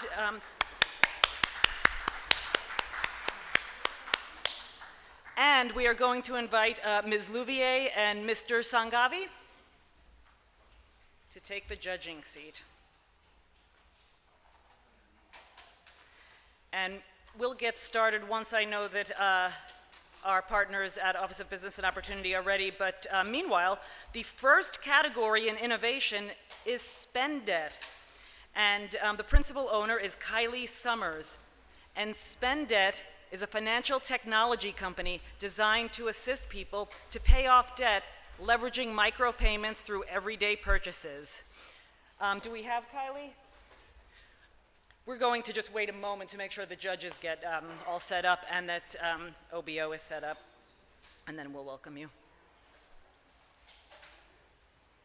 I'm going to welcome Kylie to the stage, meanwhile. Let's give him a round of applause. And we're good to go. Good luck. Good morning. I think it's still morning. Before I get started, I have a question. How many people out there have student loan debt or know someone with student loan debt? That's about half the room. My name is Kylie Summers, and I am the founder of Spend Debt. Just like you, there's 43 million people in the U.S. with student loan debt. which 67% are not making payments to reduce their student loan debt, and they're not paying their loans on time. So did you know that the average student graduates with around $28,000 of student loan debt? Myself, I graduated with about $30,000 of student loan debt. So what's a solution for this opportunity? SpendEd, of course.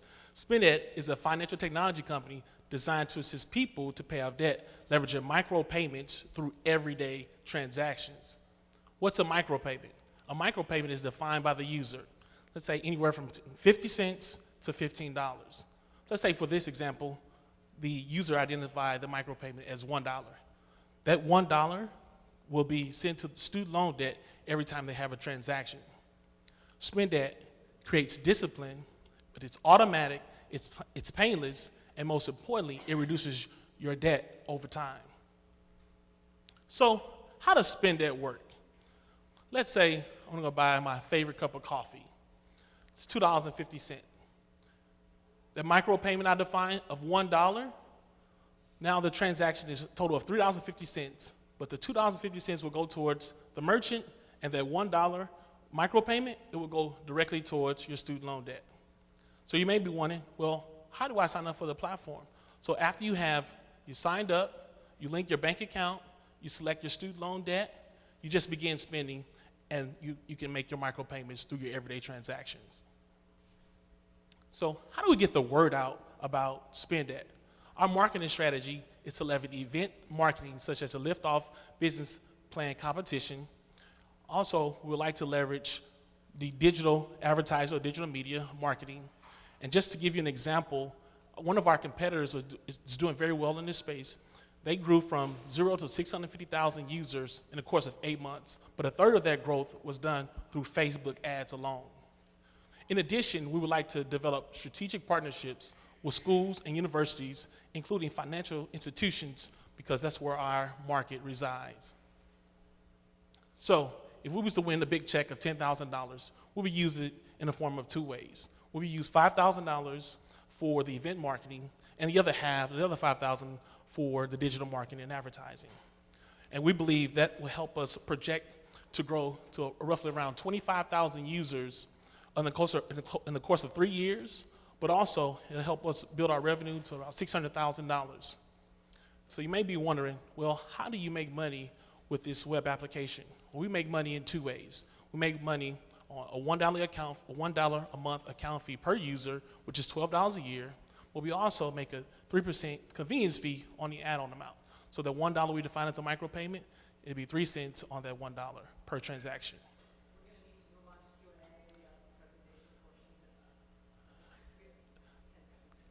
Thank you. So myself as a CEO, I have a CTO. He's developing the app, and we also have a host of mentors and advisors at the Houston Technology Center. And that's it. Who wants to spend away their debt? Thank you.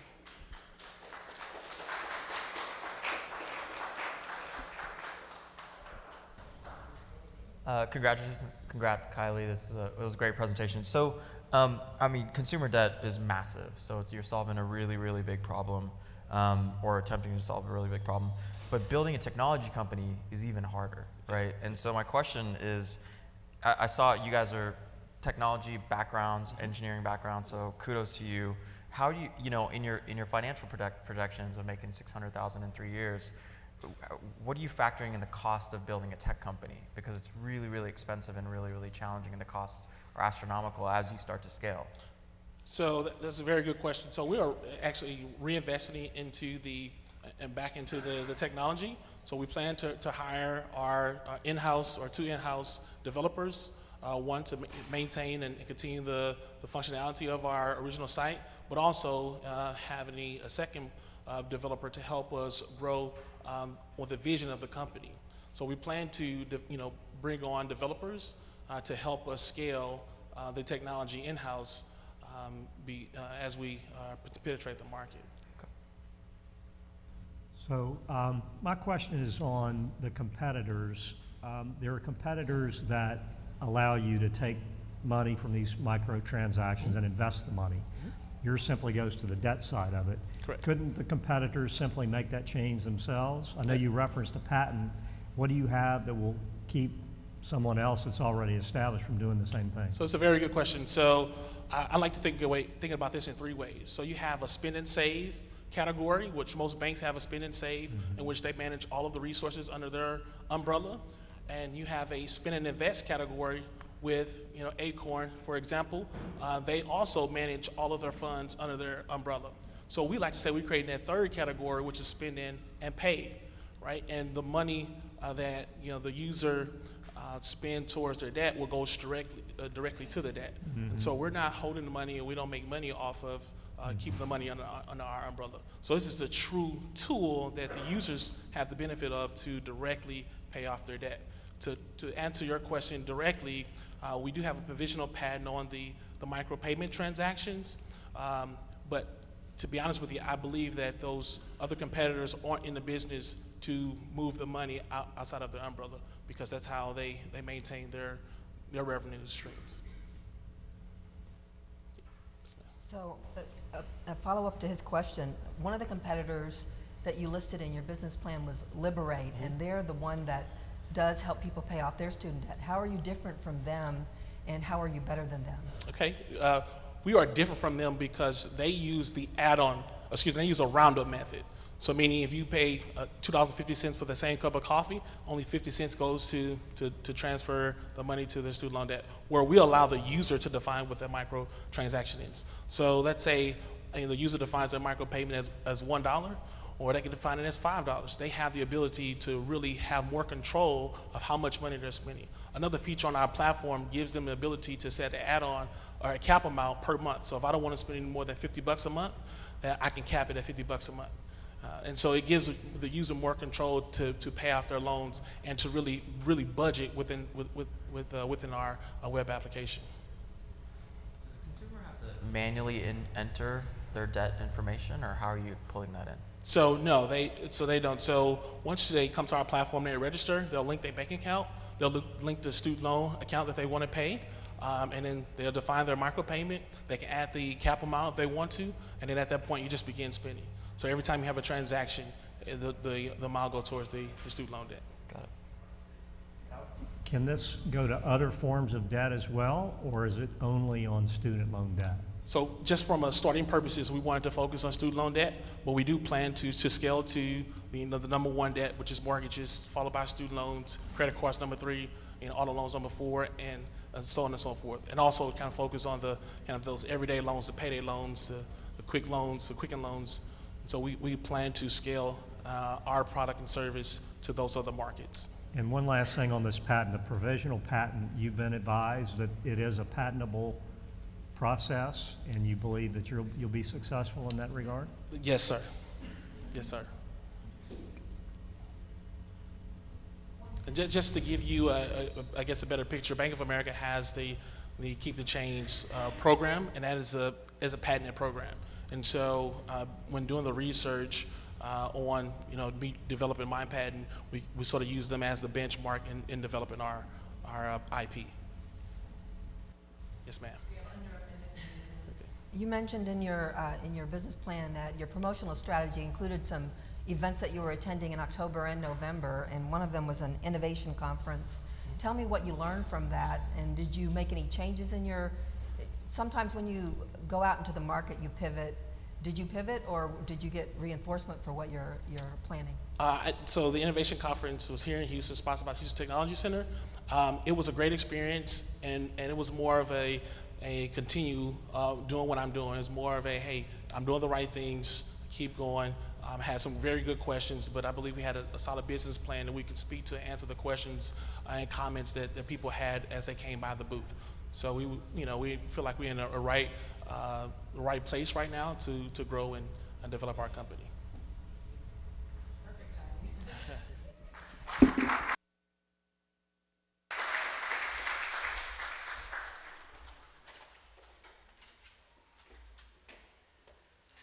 Okay, one more round of applause for Kylie. And we are at our last but not least presentation for the day in our innovation category. The business is GrantSource. Principal owner is Alan Thornton. And GrantSource is a mobile app that helps find grants and resources to secure them, attached to a modern advertising platform for businesses. Let's welcome Alan Thornton.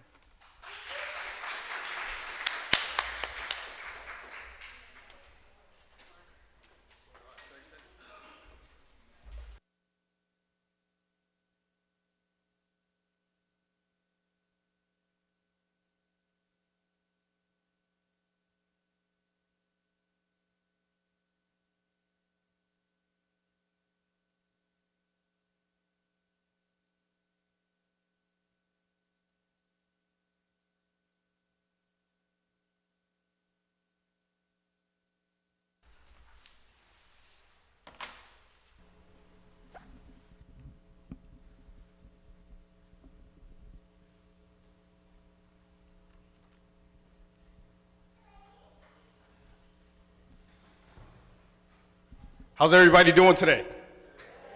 If you're ready, say, I'm ready. Excellent. Some of you aren't ready, but we'll get started anyway.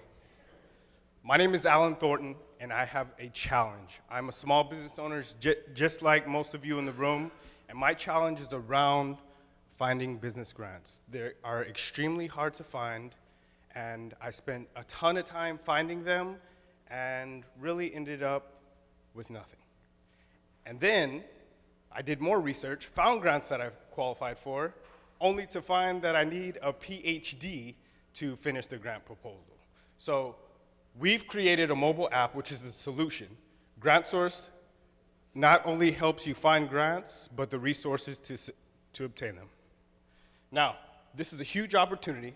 We have a $2.1 billion market, and we believe that we can capture about 20% of our target market over the next 3 to 5 years.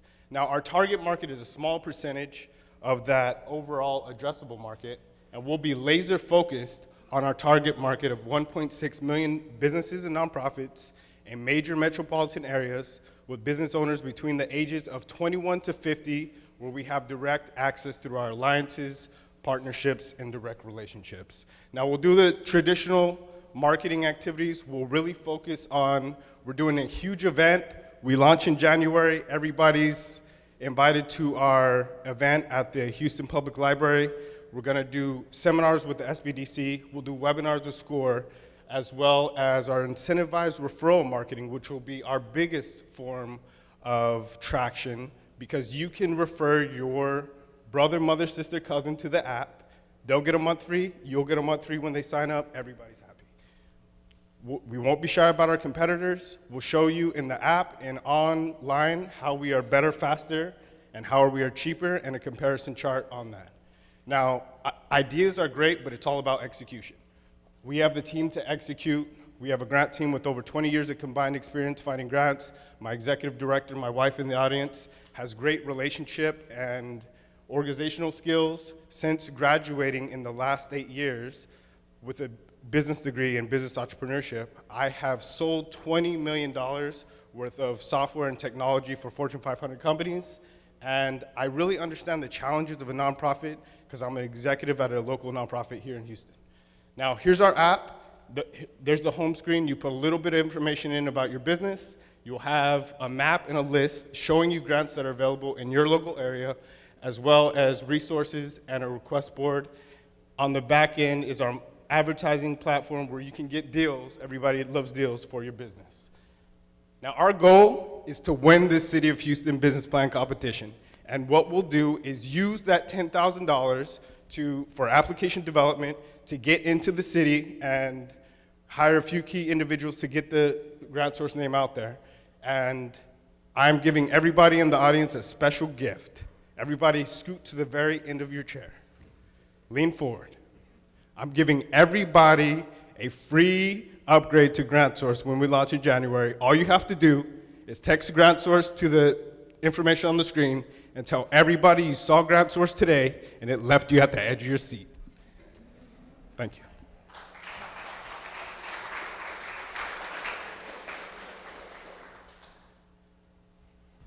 question. Can you just walk me through the financial model again real quickly? Sure. So how do I sign up? Okay. How do you? So the way that we sell, very simple. The app is absolutely free. Once somebody downloads the app, all the resources that you see on that one pager are free to them. They can start their business, they can start their nonprofit. The only thing we charge for is our grant database. Real simple pricing model. Monthly is $16.99. $16.99. Quarterly is $35.95. And annually is $75. Now for the special offer section, if you want to advertise the businesses in GrantSource, it's a flat $24 per market. So this is a subscription fee model. All subscription fee. And and we'll show you a comparison, that's 60% cheaper than our competitors. Okay, thanks. So similarly, building a technology company that's going to be kind of your platform. Yes. What are you drawing on in terms of a team or developer team, or how are you project managing this and kind of anticipating the growing costs as your company starts to scale? So as we scale, costs definitely scale up, especially our acquisition cost to market. So we have a unique marketing plan. The way that we sell, one is through consultative selling. So meaning we'll do a seminar starting in January. We're going to do 24 seminars throughout the year. We'll do 50 different webinars on like how to start a nonprofit. And through those seminars, of course, everything in our app will be available to that, and we'll drive revenue from that. The way that we scale that and the way that we keep our costs down is through partnerships. Similar to Uber, right? The reason why Uber's in every single market is they recruit local drivers. We're gonna recruit local business plan specialists, grant writers, and consultants to do these same consultative seminars and give them a percentage, help them market their seminar, and give them a percentage of every bit that's sold. Now, as far as technology, as we scale, those costs are going to scale as well, and we have that built into our model to pay that off as we go and scale through the market. And that's part of what this money will be used for, is to build, because as you know, software is an ongoing process. So, thank you. You said that part of your marketing plan is to partner with the SCORE and the SBDC to do seminars to reach small business owners. Is that correct? Small business owners and nonprofits. And are those agreements already in place? Or? So SBDC, we're going to do our first one in January, and that's going to be on how to start a nonprofit. And they do those all across the country. There's over 1,000 SBDCs. Now for SCORE, of course, a lot of these, they're alliances, right? So they're not going to necessarily endorse us, but they will do their piece on SCORE, and as a collaborative effort, we'll do our piece on GrantSource on like how to start a for-profit business, what business entity is best for you, and we'll present together. Go ahead. This is a separate question, but yes. You talked about the different uses of this, and one of them was an integrated to-do list. Can you explain that more and how the user would use that? Sure. And unfortunately, I didn't have enough screens on here. So everything, when you go into GrantSource, you will save a grant. Once you save a grant, it'll save a couple items to your to-do list. Go find a resource. It'll save the grant deadline so you know it, and to your calendar. And it'll also tell you you need to follow up on the proposal. And then same thing for resources. It'll tell you when you need to follow up with them, all on just an integrated platform. So, and once you apply for the grant, it will prompt you to say, who did you use as a resource? And that's where the ratings come from. And you can rate your resource, and there'll be a rating system on there so people can read reviews. I'm on the board of a number of nonprofits, and we're always looking for money. So Absolutely. I get that side. Yep. But on the for-profit side, I'm confused. Is there really a market on the for-profit side, or is this really a nonprofit deal? So there's a huge market, and most of our competitors focus on nonprofits. Primarily, 90% of the grants out there are going to be for nonprofits. Mm-hmm. But there are still a ton of grants out there for for-profit businesses, and we're going to capitalize on that market. Before we run out of time, just Yes. a follow-up question. So your competitive advantage is a database, right? You give people a database? Three things real quick, and I know we're running out of time. We have both grants and resources, because a lot of our competitors just have one, their grant database. Grants and resources. We have both for-profit and nonprofit grants. We also have the to-do list, right, that integrates everything, because you don't want to do spreadsheets and sticky notes and to keep track of everything. And then we also have a special offer section where you can get deals. Right, but if you're a nonprofit and Yes. they want the database and they pay the fee, you're a subscription model. Yes. Once they get the information, why do they keep paying you a fee? If they want to stop looking for funding, they can stop paying the fee. But once they've already gotten there, can they not, it's not downloadable or something? No, or? if I downloaded it, then they Okay. wouldn't have, but it's subscription, everything's in there, you can't download everything to Excel or else I'd lose money. I understand, okay. So we have to make sure, every nonprofit, I'm on a nonprofit board, that's a revenue generating activity. You have to continue to do that or else the well's gonna dry up. Right. So. All right, thank you, everybody.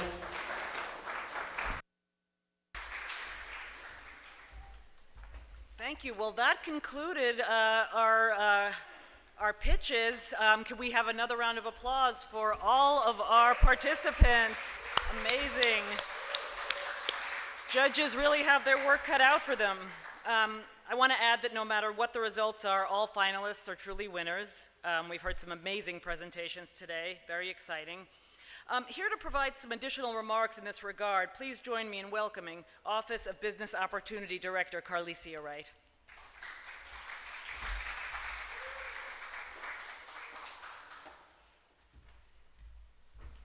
Good afternoon, everyone. So those 8 businesses were really competing for the money, and I feel so sorry for you judges and the judges that came before. You got a lot of work to do, and so we don't want to keep you, but I really just wanted to take an opportunity on behalf of Mayor Sylvester Turner to congratulate each of the entrepreneurs for going on this journey with us for the last 5 months. This is our 4th year running Liftoff Houston, and it has been a tremendous success with launching many businesses. And so what we want to offer to each of the entrepreneurs that have participated here today is that this is the beginning of a journey. As you can see, we continue to work with winners that have won in previous years, but we're here at the City of Houston, the Office of Business Opportunity, the Houston Public Library, and even Capital One Bank with their commitment to entrepreneurship. We're really here to provide support to you on your journey as you explore entrepreneurship. So again, on behalf of Mayor Sylvester Turner, my colleague, Dr. Ray Lawson of the Houston Public Library, and of course my department, the Office of Business Opportunity, I really wish you success, and for you all, the judges, good luck in narrowing it down to 3 winners. But in this, each of you have really gone through this journey of starting your business and really cultivating the ideas. We will continue to provide support to make sure that all 8 businesses that presented today are successful in the City of Houston. Thank you.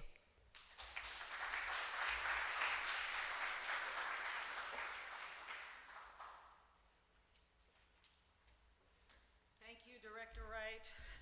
At this point in the program, the celebrity judges will retreat for lunch and deliberate to select the top winner from each category. 2016 finalists, please remain in this room for media interviews with HTV and photos. All other guests, please enjoy the business resource tables and the reception, which is upstairs on the 3rd level in the Tudor Gallery. We will reconvene in this room at 1:30, at which time my wonderful colleague and co-MC, Larry Payne, will be taking over MC duties. I've had a wonderful day with you, and good luck to all participants. Thank you all, and we'll see you back.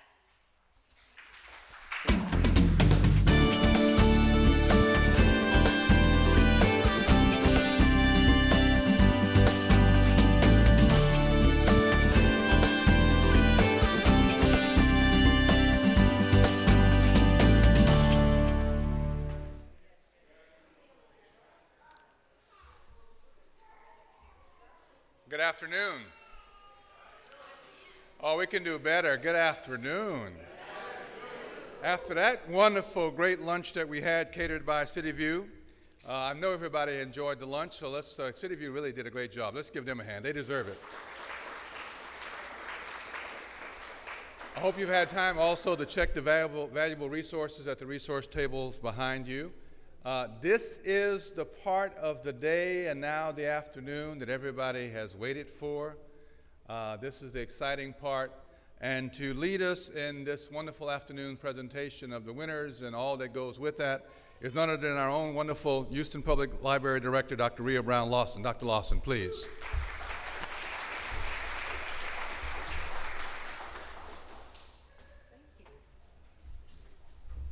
Thank you, Larry.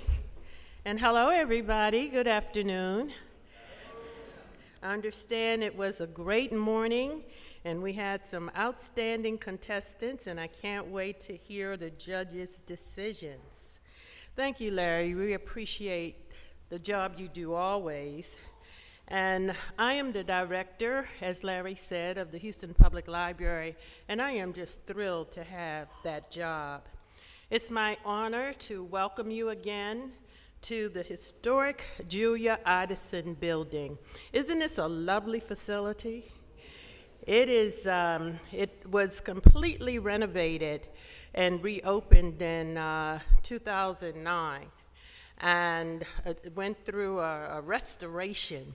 So this is the building exactly as it was almost when it first opened. But this is about the 2016 Liftoff Houston Pitch Day. And today we celebrate a culmination of months of dedication, commitment, and hard work by all who participated, and particularly by the finalists who find themselves sitting nervously, awaiting the decision. This is why it's so excited. Someone said, maybe that's why it's so cold in here, to keep us together. I am excited that the Houston Public Library is again involved in Liftoff Houston. As the 7th largest library system in the nation and the largest library system in the state of Texas, our mission is linking people to the world, whether it's the world of reading or the world of small business. We are proud to play an essential role as a community resource and strong contributor to the city's economic development and quality of life. And we couldn't do it without the strong support of great partners, starting with our mayor, Sylvester Turner, who is committed to small business development and growth, especially for minority and women-owned businesses. It's been great to team up with Director Carlicia Wright and the Office of Business Opportunity to make available small business resources and services in support of the mayor's goals. Carlicia, as always, thank you. It's always a pleasure working with you and your team, especially Tanya and Jennifer. I also want to thank everyone here today who has contributed their time and energy towards making this day possible. HTV and SCORE are key partners in this endeavor, as well as the business and financial mentors who coach the participants as they developed their business plans. The wonderful and esteemed judges who are with us today, the workshop presenters and the business resource organizations, and the volunteers who are helping us here at Pitch Day. Thank you, all of you. And of course, a very special thanks to my own HPL team. You rock. And all of your hard work, thank you for your contributions to move this program forward. I was saying that all of the leaders, all of the directors who are responsible for Liftoff Houston were not here this morning. And in spite of that, to show you the strength and the dedication and how smart our teams are, went off without a hitch. So won't you please help me celebrate our teams?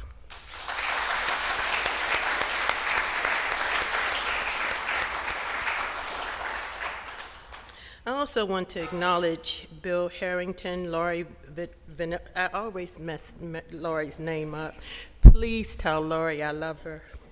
Marvette Howard, and everyone at Capital One Bank. It's rare, it's really rare to have a partner whose commitment is demonstrated in such an impactful way. The underwriting of Liftoff Houston, a program that has launched 35 new businesses since the launch and is giving thousands of Houstonians a chance to learn how to start and grow their business. Capital One support isn't limited to their $200,000 investment. They also provide financial mentors, workshops on how to access startup capital, and so much more. Thank you for the support and your significant contributions in helping to stimulate economic growth in our city and success of local small businesses. It's been an amazing 4 years since we started this, and we look forward to building on this success. Thank you, everybody, and good luck to the finalists.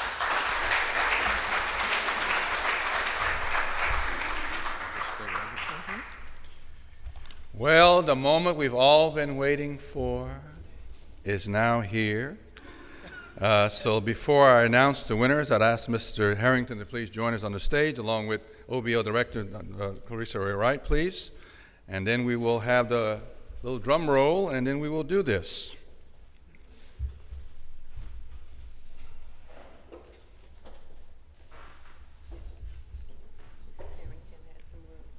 No.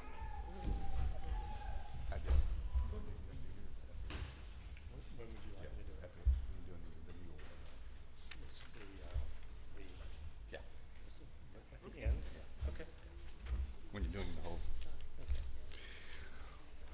Okay, here we go.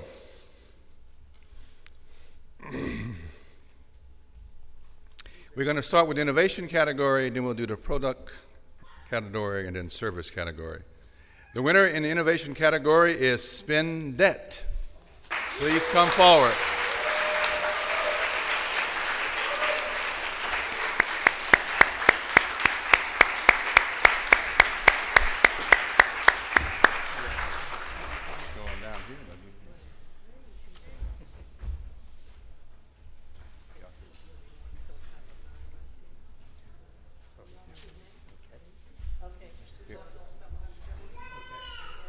There you go.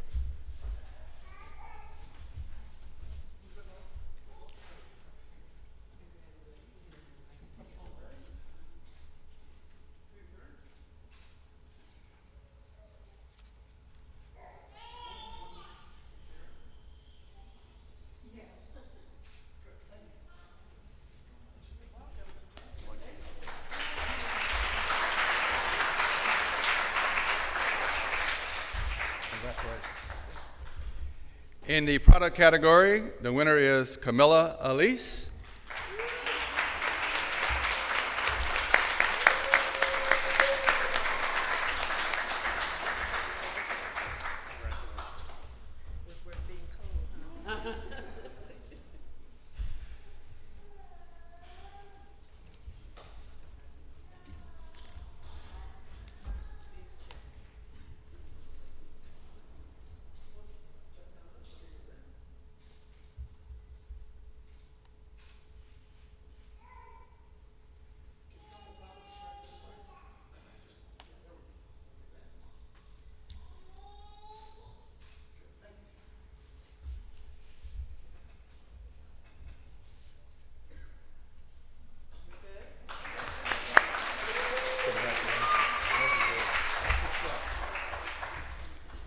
And of course, last but not least, in the service category, Awesome Bites.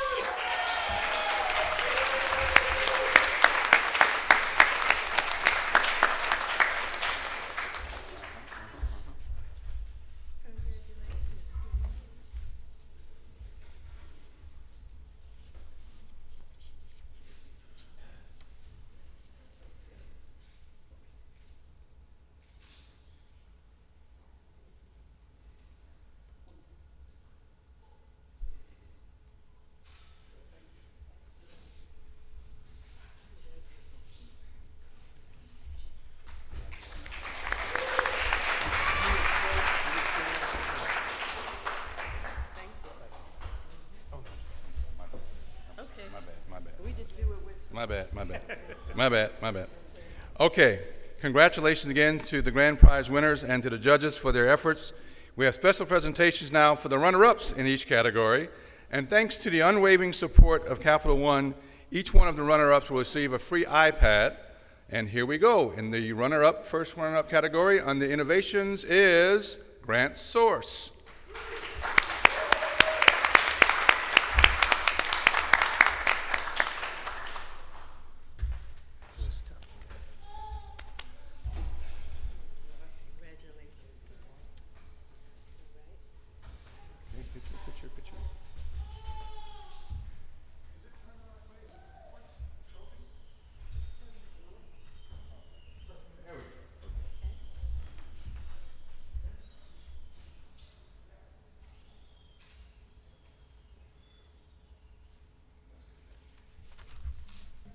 All right, thank you. You got it. In the product category, the runner-up is Remedy.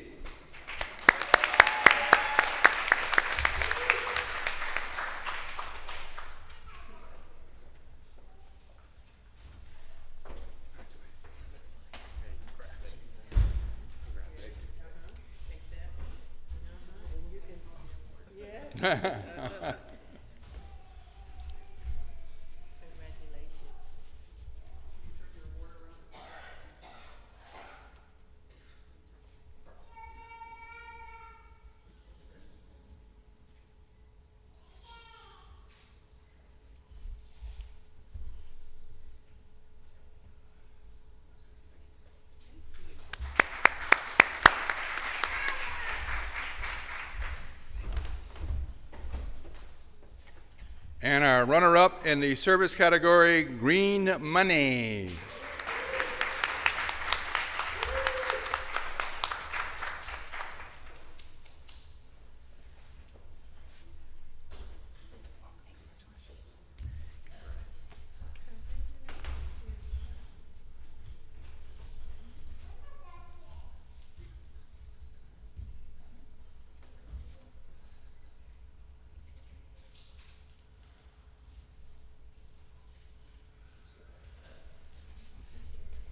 Thank you.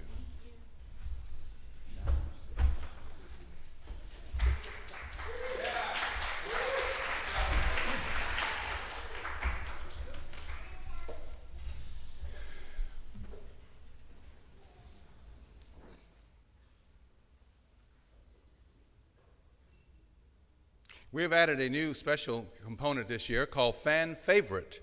We have a special award for these three individuals. The following individuals please come forward when they're announced. Mr. Harrington will do that. I'll now call him to the mic, please. Mr. Harrington. Thank you, Larry. Thank you very much. What a great day. It was tough. I'm going to tell you, it was tough in there. But first, I want to thank Dr. Lawson for a very professional day. It was run like a business today. It was professional, it was efficient, it was everything a business needs to be. So thank you and your staff for an excellent job. So now to the Liftoff Houston Business Plan Competition, and new to it is the fan favorite component, where the audience here in person and online were able to select their favorite pitch in each category. So now we want to note that this was the first time doing the fan favorite and live broadcast, utilizing Twitter poll data after 5 minutes of each pitch, concluding the winners in each category were, in the product category, Camellia Elise with 65% of the vote.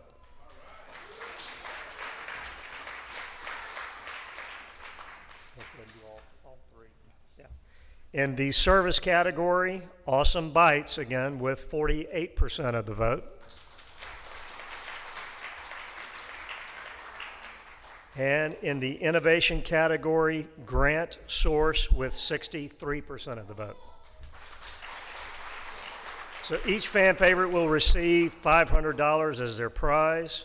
We would like to thank our online and in-person audience for their participation, and we look forward to continuing the fan favorite option in years to come. Thank you very much. Sure.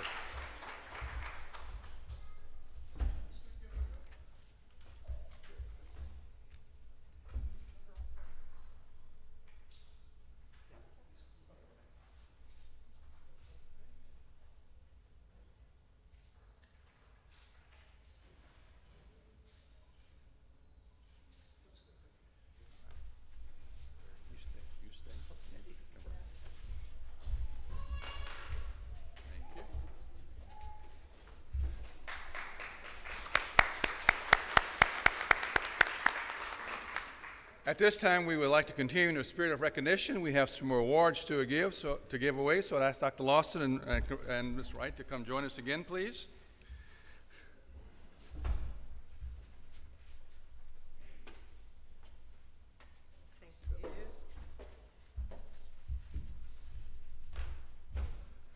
The first award goes to our signature sponsor, none other than Capital One Bank. We applaud their commitment to Houston and small business development and for the wonderful things they've done with this program from the onset. Capital One. Dr. Lawson.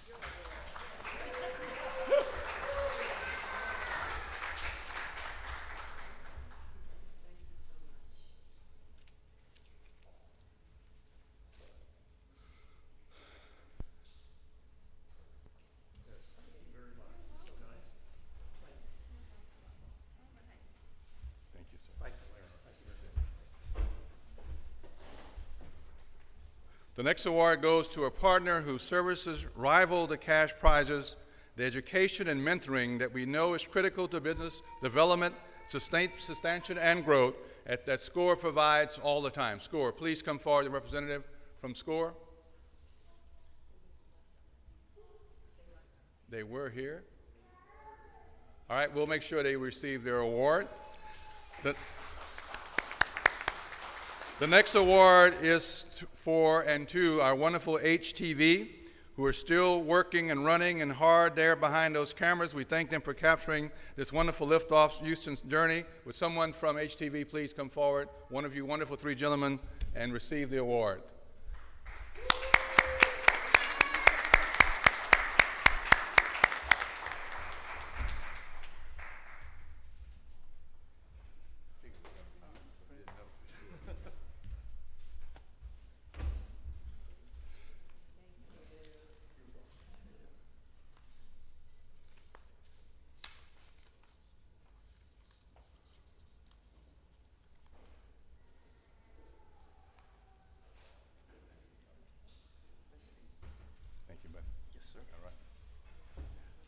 Our next round of awards go to the individuals that hands down had the most difficult, awesome responsibility today. Our wonderful panel of celebrity judges. Would ask all the judges please to come forward, please.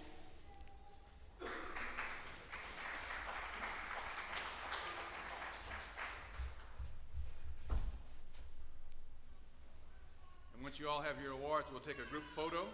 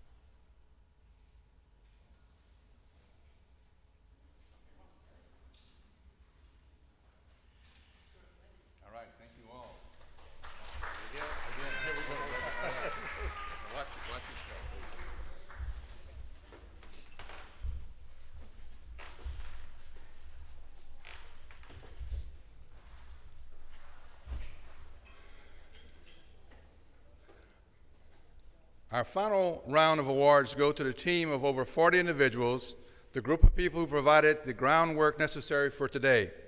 There are the individuals that served as round one judges, workshop presenters, and our mentors. If you served as a mentor, a round one judge, or a workshop presenter, please stand so that everyone can see you, and our volunteers will provide you with an award. They'll come to you. So all the mentors, round one judges, volunteers, please just stand up, and someone will bring you your award so we can recognize you if you're in the house today. Let's give everybody, all of them, a big hand, a big round of applause. Please join me in another round of applause for the winners, award recipients. This is the whole house. This is the whole house award.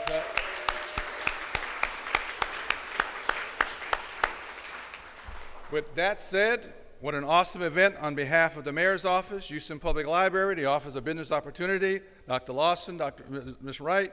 We want to thank you for being part of this wonderful presentation today, the Houston's Pitch presentation. A special thanks, however, must begin our signature sponsors again, Capital One Bank. Let's give Capital One Bank another wonderful hand.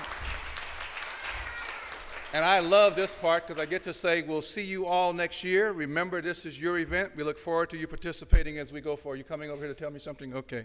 We want to thank you for all being part of this, and come together with us next year as we celebrate the 5th year of the wonderful Liftoff Business Plan Competition. We look forward to seeing you next year. Thank you all for being here. I'm super excited.